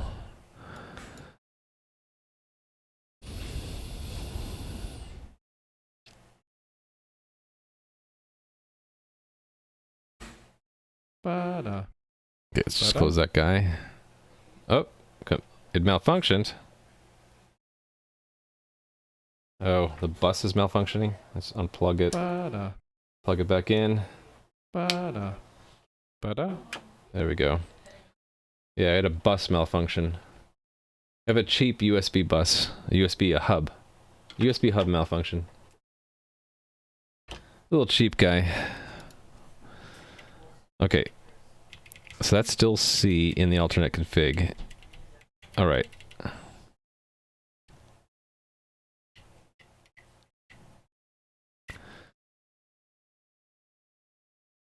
Reset. So that's OS, okay. And control, but if I swap it, that's OS now. And that's control. So those keys are unaffected. Alright.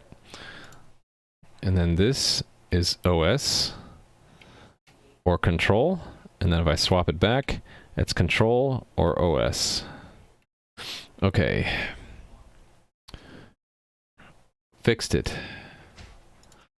Git commit.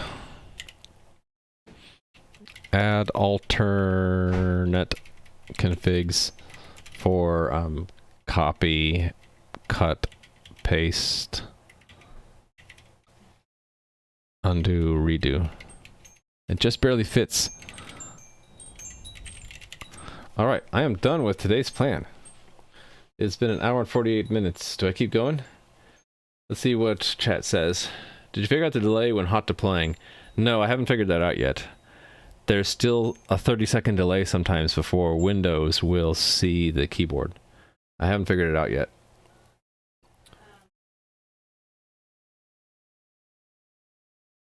Best kind of sandwich is a knuckle sandwich.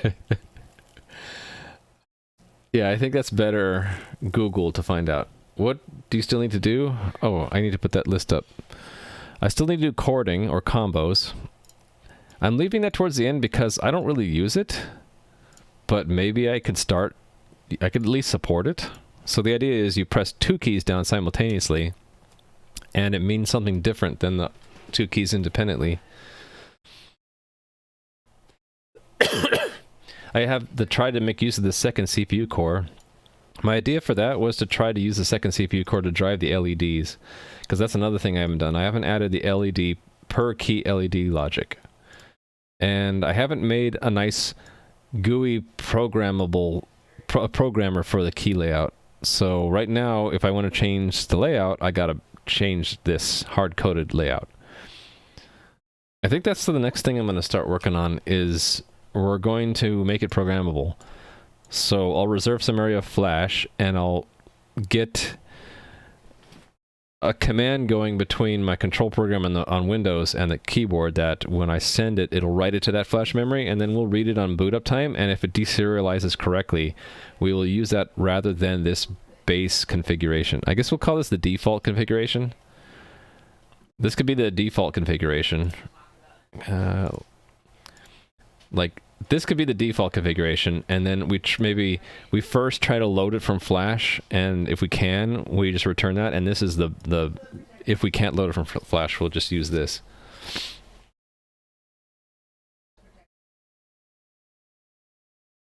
Yes, continue? Okay. Same on another kind of OS, Linux, Mac? I haven't tried on Linux, but on Mac, the 30-second delay, I've only seen it once, but usually I don't see it at all. So it might be something in my firmware, but I haven't figured it out yet. If you want a long project, make a GUI configuration tool. I have that here as add GUI. I don't know if I'll ever do that because I'd have to make a custom widget in a GUI toolkit. Like the one I'm using right now is full tick. I'd have to make a custom widget that shows the key or draws the shape of the key. And I just know I'm going to be really nitpicky about it, and I'll want it to be nice, and it'll take me days and days to do it. Sweep is split with 34 keys. Lily 58 is basically a corn with num, row, and plus 2 thumbs. 2 more thumbs? We already have 6 of them. Isn't that enough thumbs?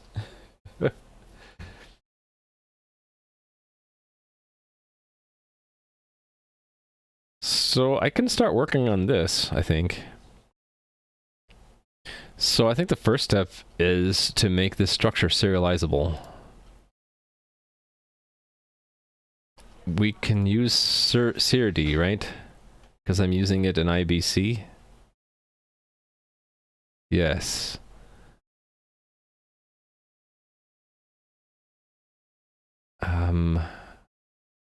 No, this isn't using SIRD. This is using bin code. Yeah, so let's use bin code. The same thing that we did for messages. Let's use it for keyconfigs. Arrays and vectors are intrinsically configurable, right? Actually, let's see if this will work. I think I just need to make...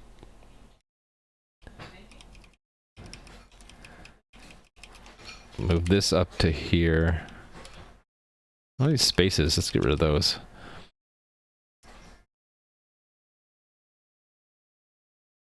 Oh, bin code is not a dependency? Oh, it's not a direct dependency. Oh, well, this shouldn't be here anyway, right? I need to move these types out. Because they're going to be shared with the monitor, right? So I really should make a new crate for this. So we have this IBC crate. That depends on bin code. I don't think it really goes in IBC. Actually, maybe it does. Yeah, I think maybe it should. So I think I'm just going to move the key configs to IBC. Interboard communication, right? Can I just move this directly? I can't.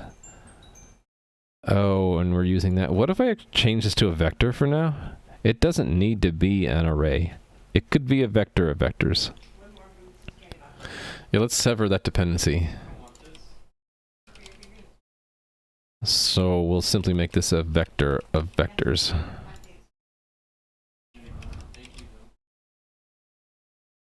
And why don't I just make a type for that? Called key configs.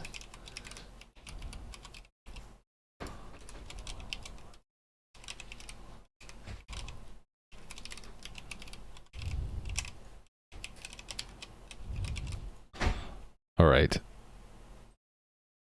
And then, yeah, this has to have vec in front of it.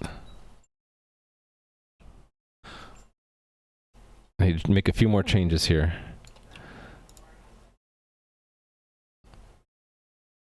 Why didn't that work?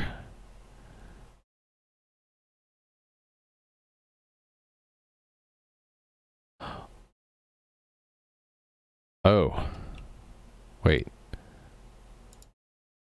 Oh, because it's already here, so we just need to drop this one. This just needs to import that. There we go. Okay, and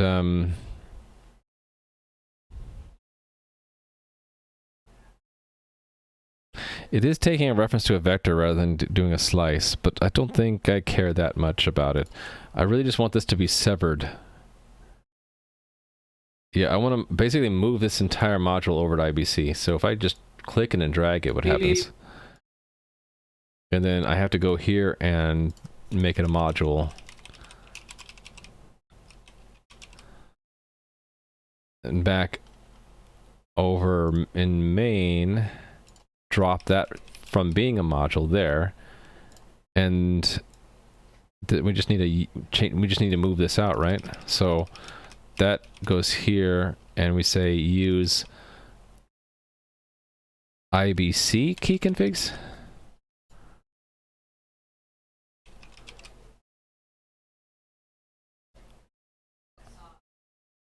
It's not a public module, yeah, we need to make it a public module. So on IBC, I just need to go to lib, and I do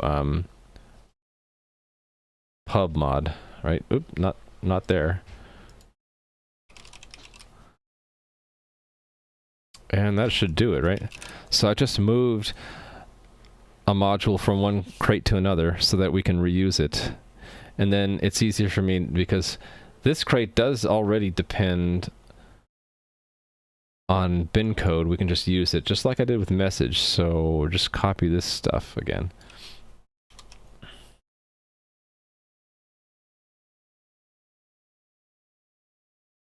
Bin code doesn't use SIRD. It can use SIRD, but I'm using it in a configuration where it's not, I think. Oh, it looks like it's been updated. Yeah, I turned off the default features. I had trouble using SIRD in a no standard project. They added their own serialization stuff since the last time that you might have seen it. Here, let's revisit that. Select the latest 2.0. We have to actually go to 2.0 release candidate. The default is yes to use standard, but I turned off the standard configuration by turning default features as false, and then only pull in alloc and derive. So derive enables these macros, so they're kind of like SIRD macros, but they're like specific to bin code. So yeah, starting from bin code 2, SIRD is now an optional dependency. Yeah, I mostly did that because I had trouble pulling in SIRD. I'm not sure if SIRD is no standard compatible or not, but I had trouble with it. So yeah, they have their own encoder and decoder now, if in version 2. That's why I'm having to use their release candidate. Oh, that's why I'm getting that X, right? Because this doesn't show release candidates. It only shows released versions. So the latest release version is 1.3.3, but there's a 2.0.0 release candidate that we've been using. All right. Yeah. I'm gonna paste this here and move this to the top like that. Yeah, so we need to also add decode and encode here. Why do I need do I need equal? I don't know if I need equal, partial equal yet. I think that was only for unit testing. Bin code, oh, they already answered that, sorry. What's with key meaning here? Doesn't implement debug. We don't need debug. We just need decode and encode. All right, cool. So these are serializable now. Right? And no problems, right? Build and make sure.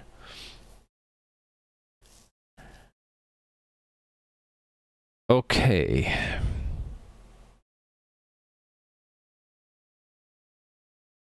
So maybe as a step in the right direction, we can have the monitor load and then serialize and send it as a message. We just won't do anything with the keyboard. We won't do anything in the keyboard for it. So we'll add a new message called what? Key configuration. And we'll have to pass both the key configs and the alternate key configs.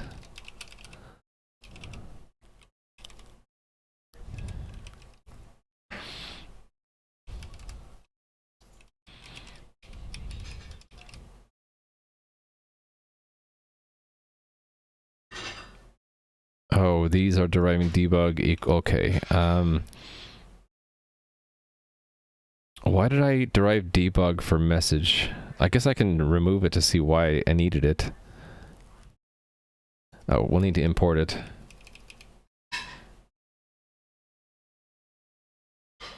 Actually, it shouldn't be there. Oh no, it should be there. Never mind. We're still in IBC. For a second I was like, what?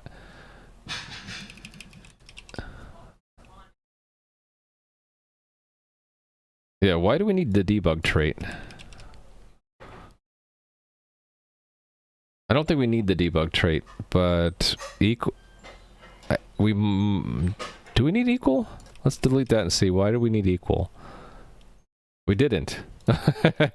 Okay, let's not derive it unless we need it, because those are quite complex, right? Cool. Build this one too. Make sure it builds. So now we have the ability to transmit the key configs. So like let's have an alternate way to run the monitor program which sends the new key configuration over. You just finished disassembling or reassembling your keyboard because you spilled water on it? Oh no! Well, hopefully it wasn't like mine and you had exposed electronics. With the rest of my keyboard, I'm not too concerned about water if I were to dry it immediately, because there aren't any components that are going to get internal corrosion. As long as I were to dry it immediately, it'd be fine. These guys, though, I'd be worried about like getting into those tiny electronic pieces like the capacitors and stuff. You had to wipe down the circuit board? Yeah, wipe it down immediately. You don't want any corrosion. Seems good. Yeah, if you especially if you have like an onboard battery or something, and then you start having current go through there in the wrong ways. Seems good. All right. Disaster averted. What's it trying to say here? Macro not expanded? Oh, that's just Rust Analyzer. Okay. Yeah, so there is already a load here, so we can do a load from the monitor, and I'm just kind of curious to see how many bytes we're going to need. So let's add an option to the arguments here.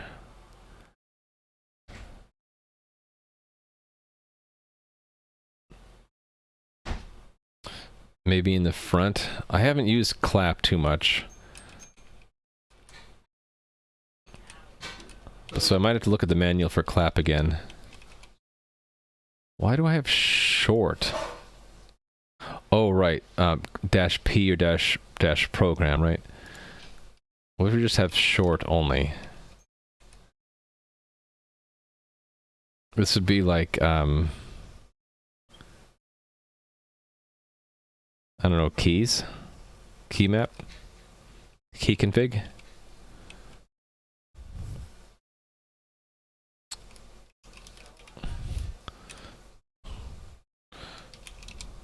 Load key config?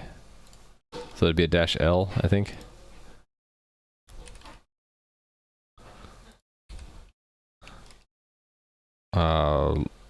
This is an option. Optional flag to load the key configuration into the keyboard.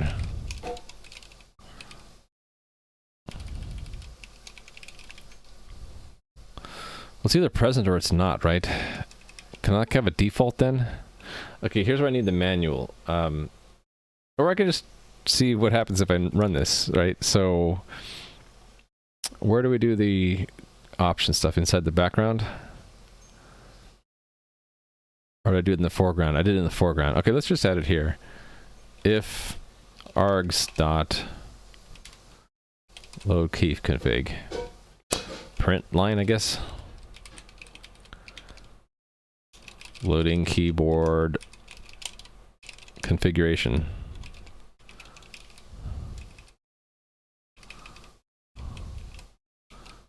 And I don't know, unimplemented.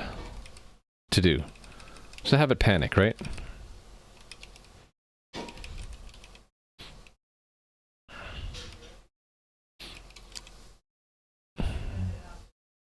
If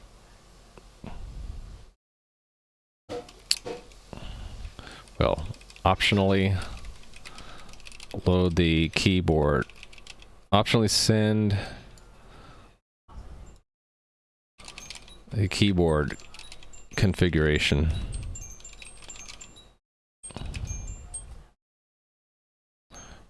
I just want to see, does this work? So cargo, actually it's that one.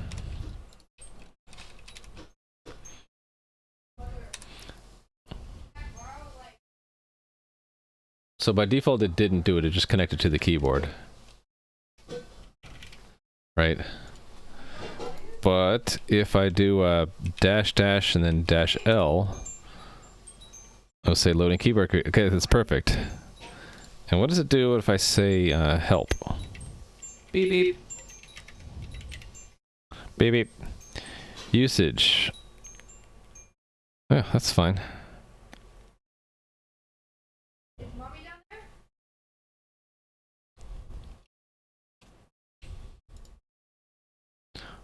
So like, this should just say load. Okay, so let's just serialize it. It's just this, right?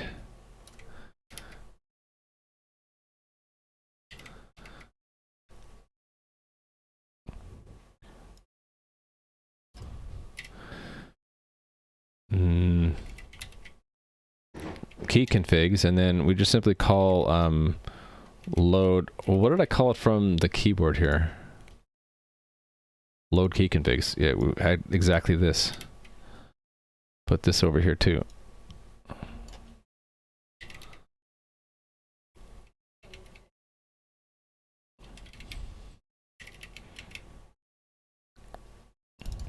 All right, and then we're going to call it down here.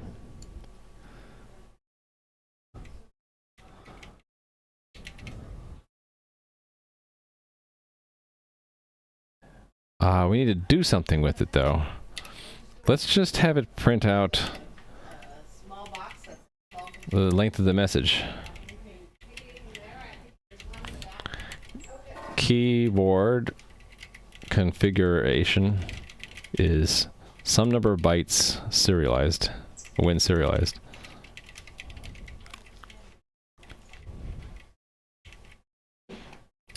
Can I just say return? For now, we won't actually have it program it.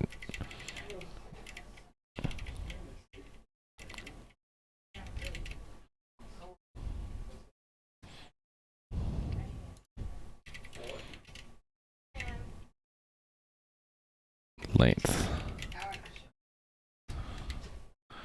All right. Let's just run that. 612 bytes. There we go. I thought it would be more. Hey there, Zach.end. What I'm building today, I'm building the code for my keyboard here. If you're interested in my project, we're nearing the end of this project. It's been 25 streams. So I made this keyboard inspired by the Korn keyboard. So they're both split keyboards with 36 keys. But I designed the circuit board on stream. I did the 3D printed parts for the plates that go with it. And the main parts are this Adafruit KB2040 board, which has a Raspberry Pi microcontroller on it. And then I'm using Cherry MX brown switches. They're hot swappable. And I'm using a USB-C connector just for power, ground, and then transmit and receive lines between two serial ports on this board to have the two sides communicate. So yeah, today it's mostly firmware work. I was working on adding one-shot mods, one-shot layers, and now I'm looking into serializing the keyboard configuration, because what I eventually want to be able to do is like have a nice user interface for what the keys mean. So this is what it looks like now. So like this key right here is normally tab, but if you hold it down, it means switch to the right-hand symbol layer.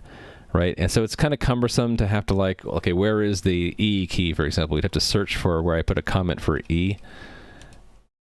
And it's like here, right? Here's the E key, and it means something different on 4 different layers, right? It's either the letter E, or it means right control, or it means down arrow on the navigation layer, or it means close parentheses on the right symbol layer, or it means volume down for a media event.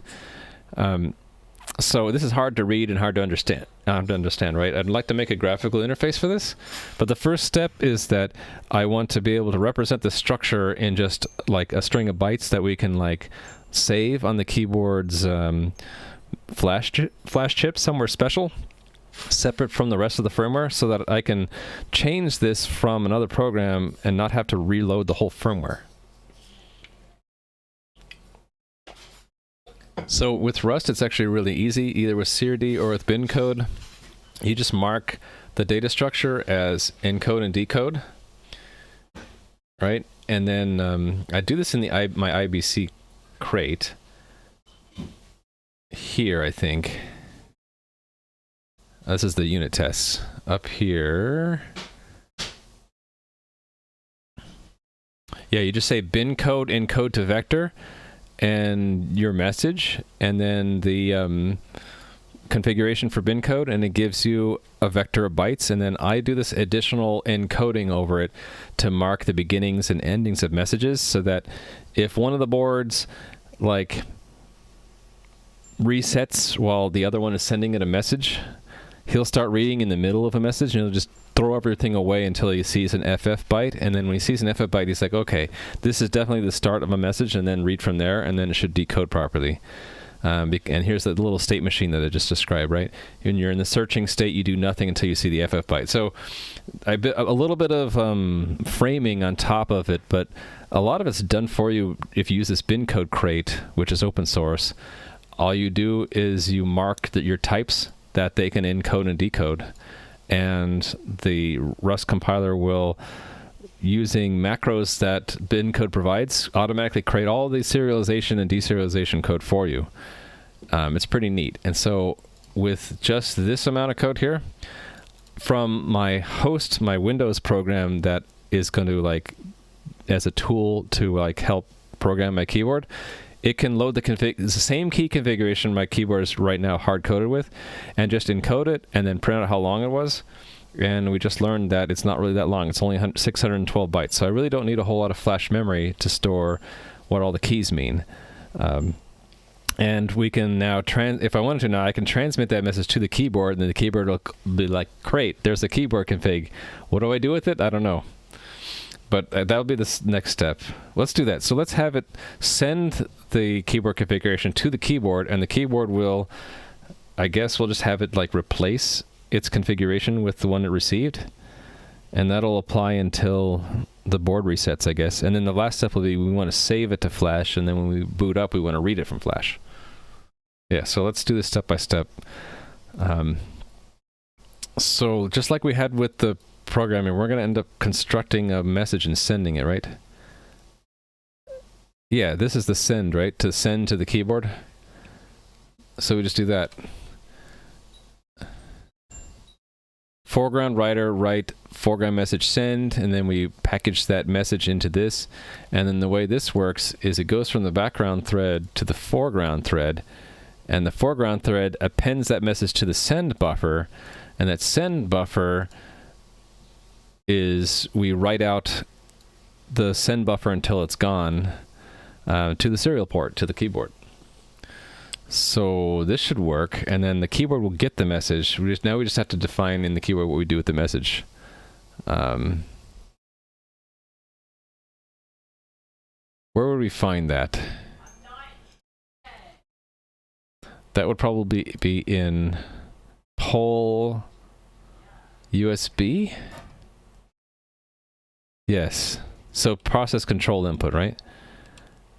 Right. So here we have all these okay, so I have, if it's a default message, we just send it to the programmer. So the programmer is not going to do anything with it, right? The programmer is probably going to skip it as well.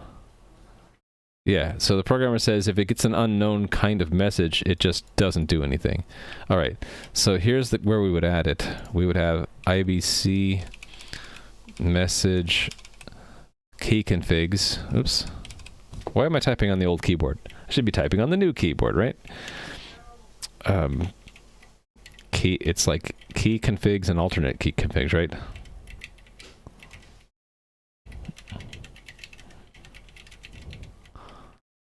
And then this. Let's just have it log that it received it.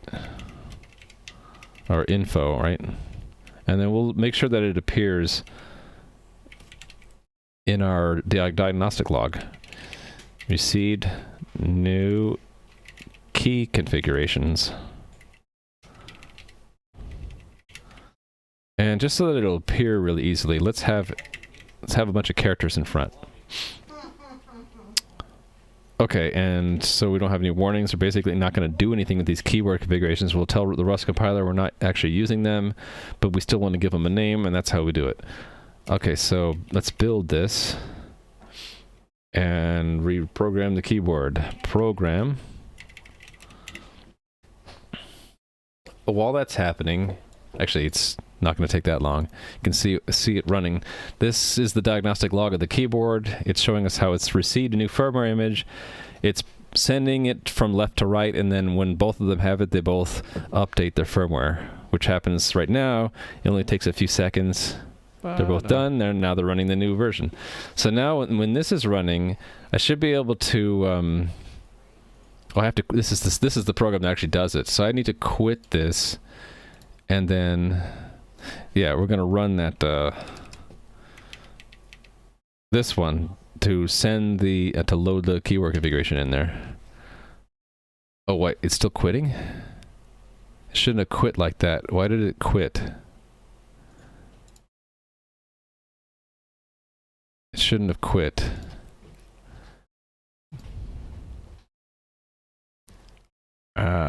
Did I leave the quit in there?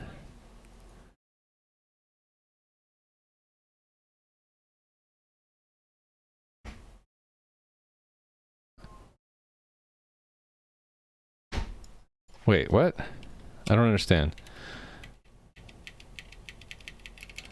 I closed the terminal that had the command in it, so it should be...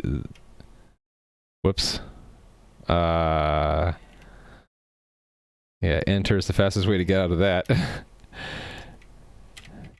Dash L, right? Why is it quitting right away?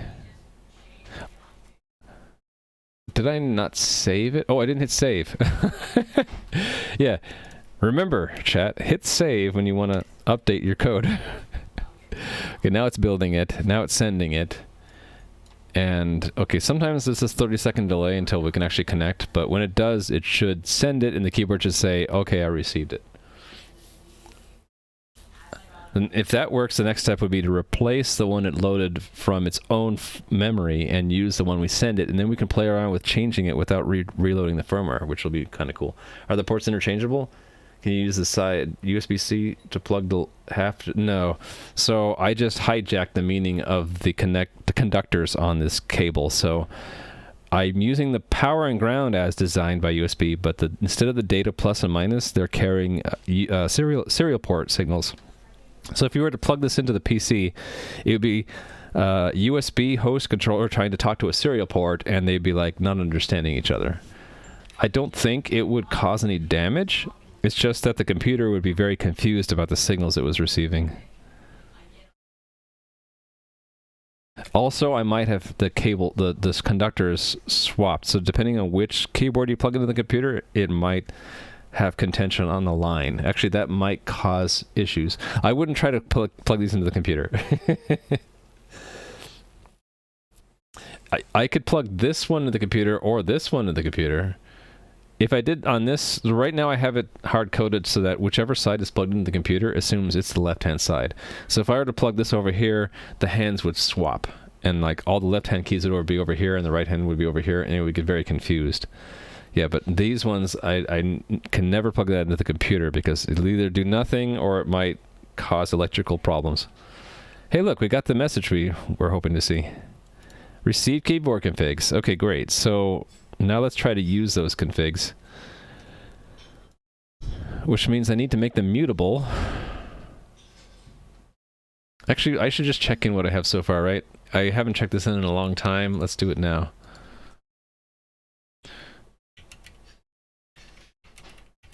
Git commit, git with 2 M's commit. So now we, let's say work in progress, because I'm not really done. Making keyboard config separately programmable. Okay, so we move key configs module from firmware to IBC, interboard communication crate, right? And then we make key configs. Well, it's really as a formal name, key configs a vector instead of an array.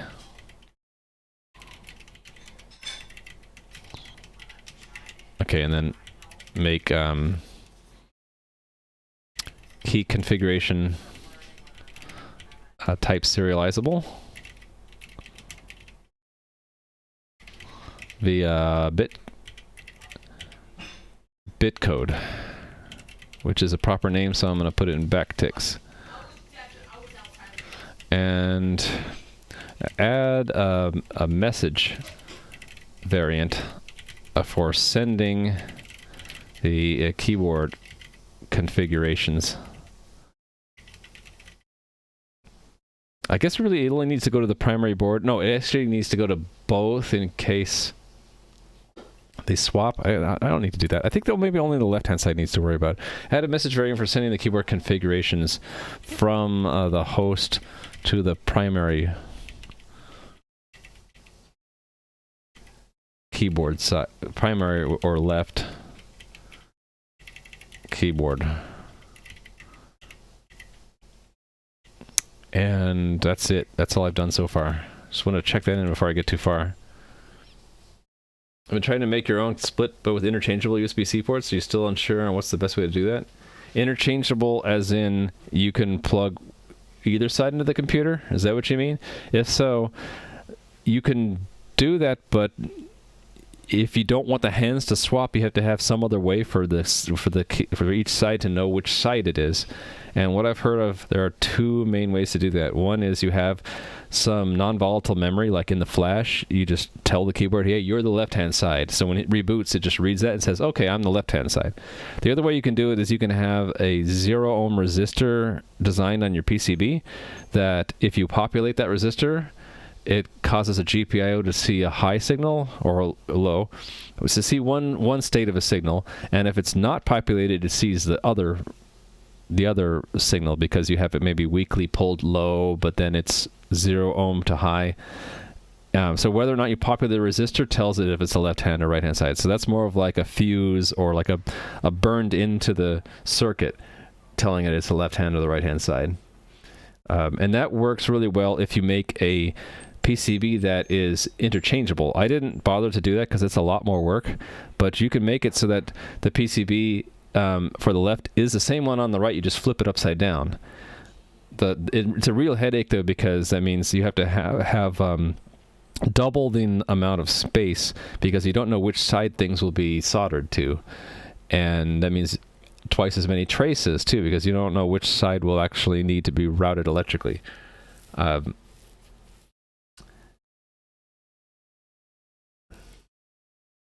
Okay, so that's one thing. If you're talking about that it has board-to-board communication and it's USB versus that, I think you could still do that, but you'd have to have some way for it to know what it's plugged into. Or you can actually use the USB protocol between boards, but I think of that as overkill. I think it'd be better to like have some kind of sensing, some kind of sense logic on the controller side that it can sense that, oh, I'm actually plugged into the other keyboard versus, oh, I'm plugged into a host. And then you could have some kind of electrical switching between the two modes. I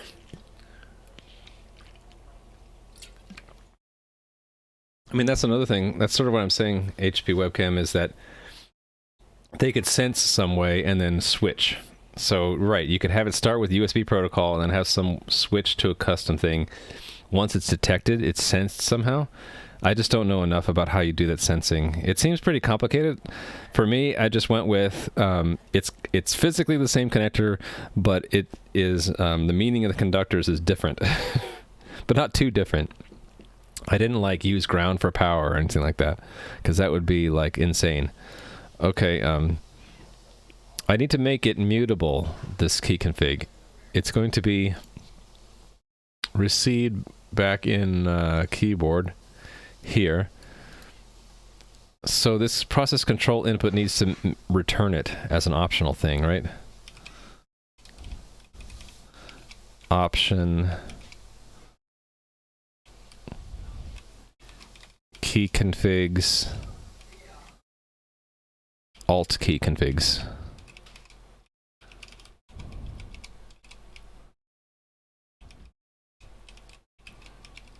Okay. So I think we'll just put it here. Let mute new key configs. Make it start as none. And at the end, we'll just return it. And if we get to here, we just replace it. So new key configs. Actually, and then I can just abbreviate this, right? I can just say configs. And then just say equals configs, or some configs.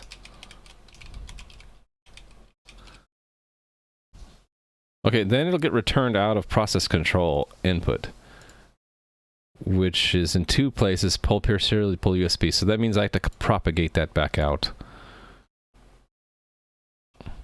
There's probably a better way to do this.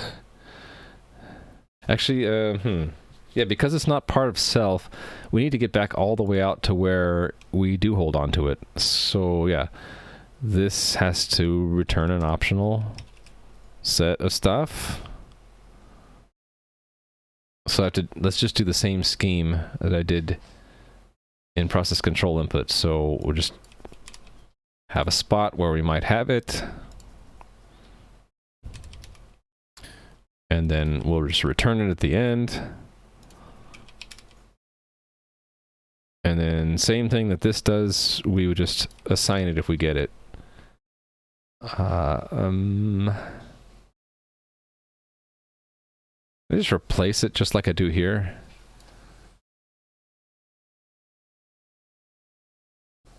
I don't even need the if. I can just put it here, new key configs. And I can just say configs equals new key configs. Oh, new, just key configs.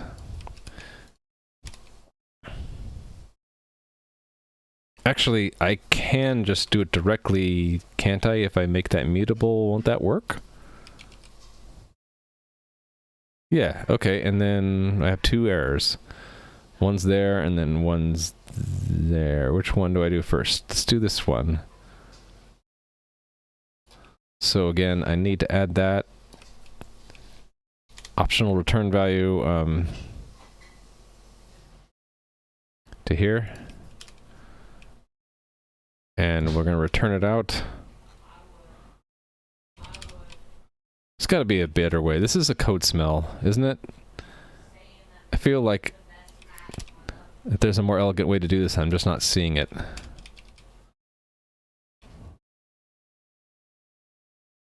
And I need to declare it up here. It's like a slot that we might get something.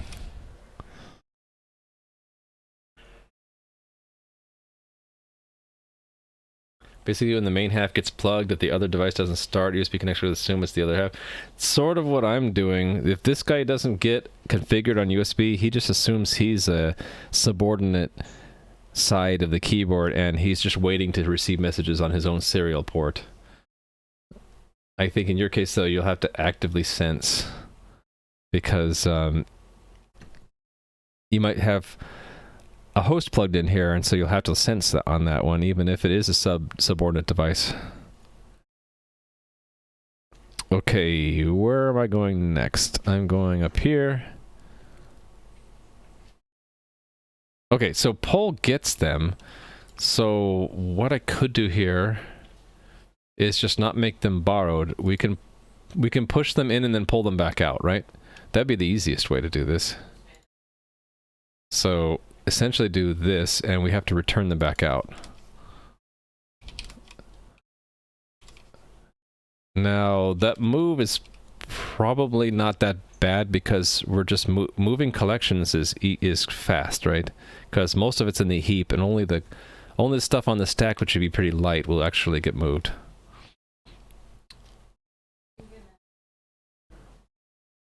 So we'll have let new key configs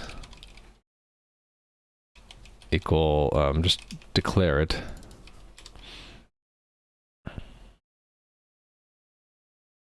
Actually, I want to actually name them out. New alt key configs.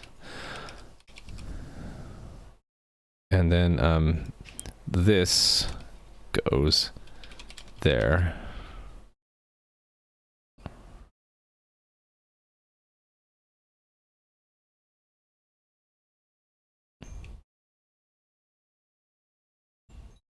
Oh, it's an option. Shoot.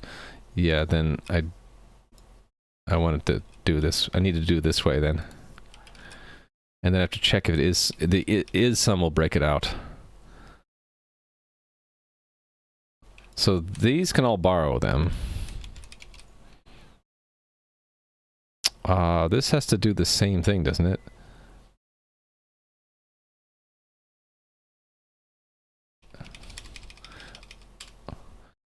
So I don't get confused, we'll say from USB, and then this will be from serial.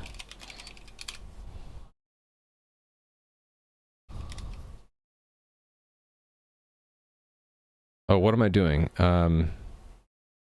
We can't get them from the serial port. Can we? Oh, yes, we can. But I'm not doing anything with them? Wait. Did I mess this up?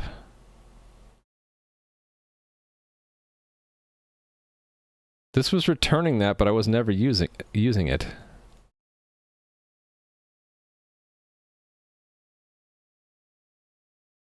Oh, I am returning it directly. It's what I'm doing. Okay.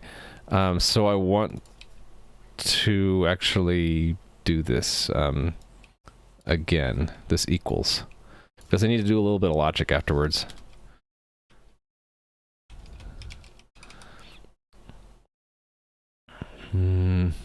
From USB and from serial.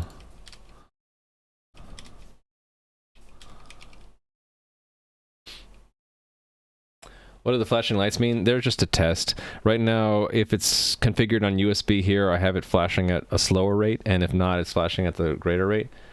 I haven't decided what I'm going to do in the long run with these LEDs. They kind of come for free with this controller board.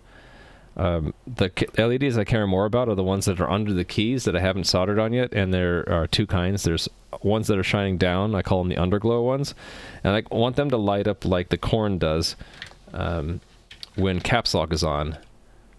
You see it's like turning green. You know, just to indicate different state that's not obvious. I might also use it like when I go to Mac versus Windows. I might have it do a different color. And the under key LEDs are shining up through the keycaps, and I want them to do a cool effect, like as I type, maybe light up different colors. But right now it's just testing. Okay, or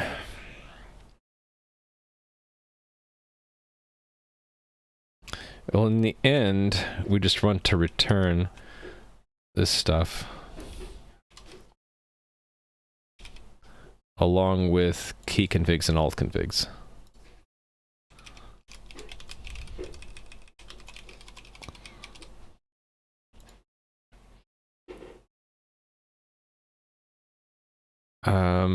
I need to make, oh yeah, okay, fine. Actually, here's where I should be doing it this way. Programmer from US, what happened? Must have hit something funny. From USB. I guess I was reusing the variable here. Oh, because I copied it, that's why. This one, should be from serial. And then I need to make a new one.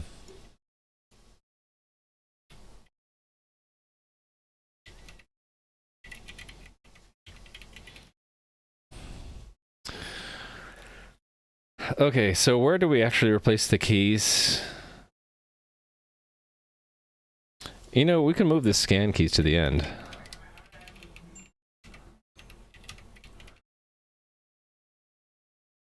And then if it gets replaced either way, we can just swap them out, right? We can do a move. So if let some new key configs new alt configs equals new key configs from USB. Then key configs equals new key configs.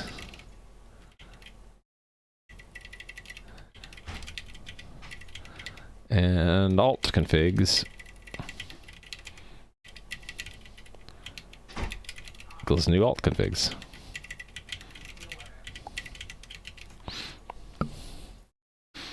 And then don't really need to do this, but I'll do it anyway because I don't think we're actually going to get reconfigured from the interboard serial port.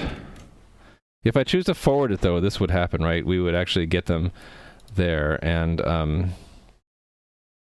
we're just going to return them. So this poll then gets them back out again, and this one actually owns them, right? So here's where we would put them back in. It's this scheme that I like to do. I don't know if other people like it or not, but it's like transfer ownership in and get it back out. And what you get back out might be new, and we need to mark them as mutable, and we do that up here somewhere.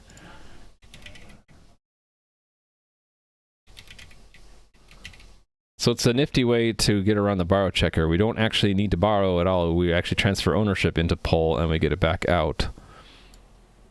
Yeah, we need to mark them as mutable here.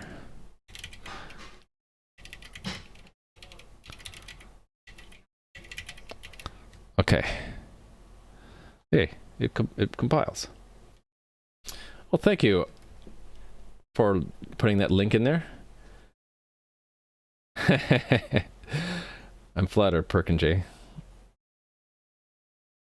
Yeah, we as in you, chat, and me, have gone through the process of constructing this mostly from scratch. So I started with this Adafruit KB2040 board, which I can link to.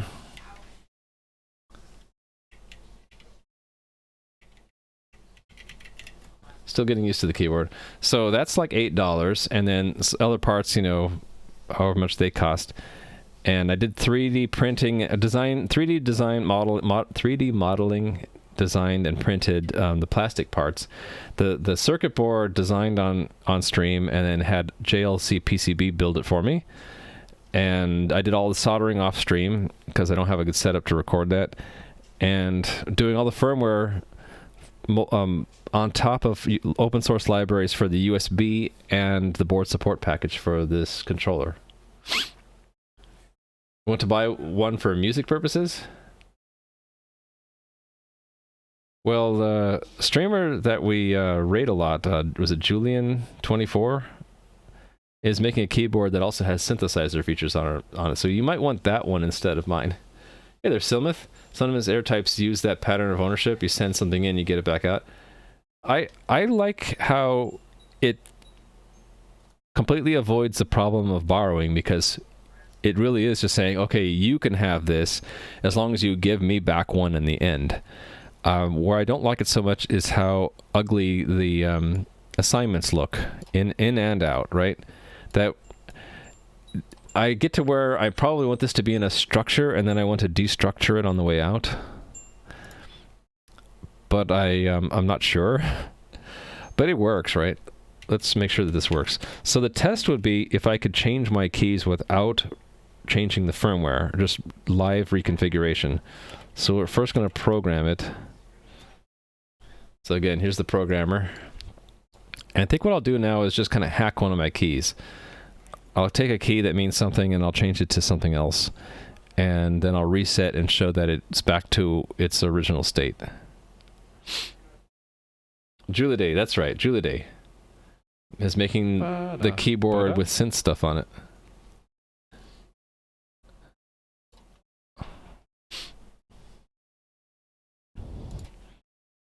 Okay, so the keyboard still functions. We didn't break anything. Now let's go hack. I don't know why this is still running. I closed the window. I think it's stuck connecting. Anyway, let's go into the key configs and just hack something. Let's go and change like Z to mean something else. So instead of Z, let's have it be I don't know. How about let's make it A, because I see the code is up there. So I just changed the key config in the source code, and that's also included in the programmer, right? But instead of programming the firmware, we're just going to do the -L command, which will load the key codes in only. And this should update it so this key becomes an A instead of a Z. So let's see if it did it. It's an A. I got 2 A keys. That's right. And it worked. So if I reset the keyboard, Ba-da. Ba-da. now it's a Z. That's cool. Okay, so we have live remapping of keys. So the final step, I'm not going to get to it today, but the final step would be that when we receive it, we not only use it, but we need to write it back into Flash, and then on boot up, we need to read it. That I think I'll do the next stream. So we receive it in poll USB, right? No, process control input. So let me put a mark here. To do. Write a key configs to Flash here. And then the other place we'll need to modify next stream would be back in the main program, right? Or at, well, it would be in like the init or the new. Yeah, somewhere here. Actually, it's where we load it. Where was that? Wherever load is called.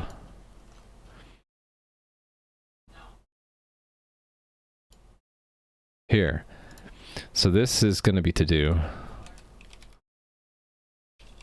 This would be read key configs from Flash here. If reading fails,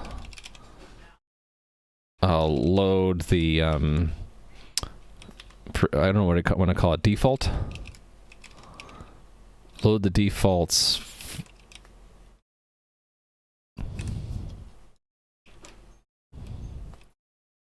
from the IBC crate.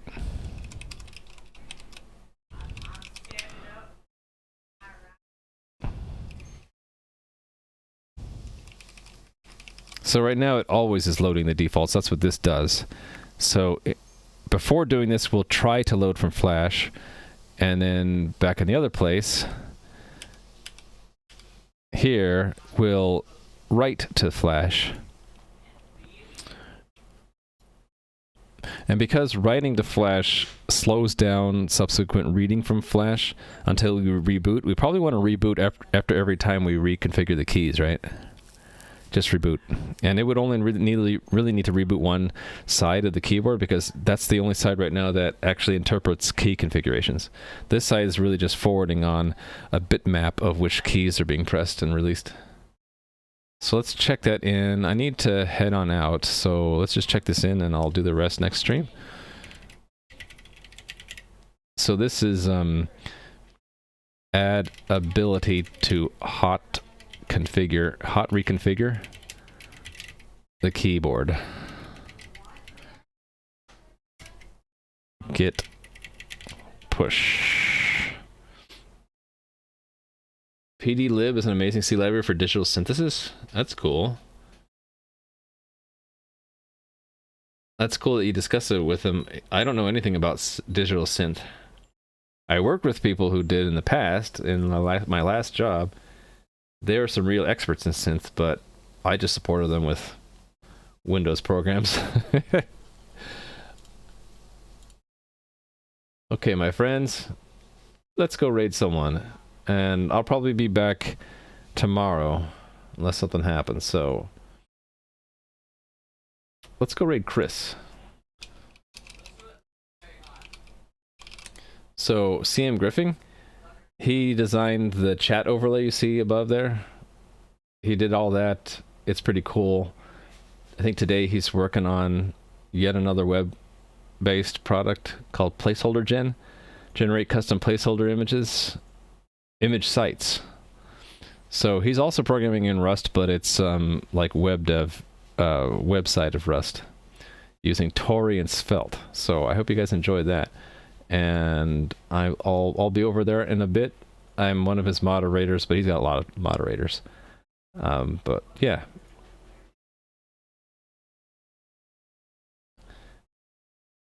Anyway, I hope you enjoyed today. I feel like I got a lot done. Let's check it off. We allowed it to be programmable, and I added a parameter, but we haven't reserved this flash, so we'll do this next stream. Hope you enjoyed me working on that. I also did the one-shot mods and the Mac Windows toggle earlier today, so if you missed that, it's in the VOD. But I'll see you guys next time. I'll be finishing up the key configuration and maybe doing some LED stuff or maybe GUI stuff. I don't know. I'm running out of things to do, so anyway, enjoy Chris's stream. See you later. Thanks for watching. Bye.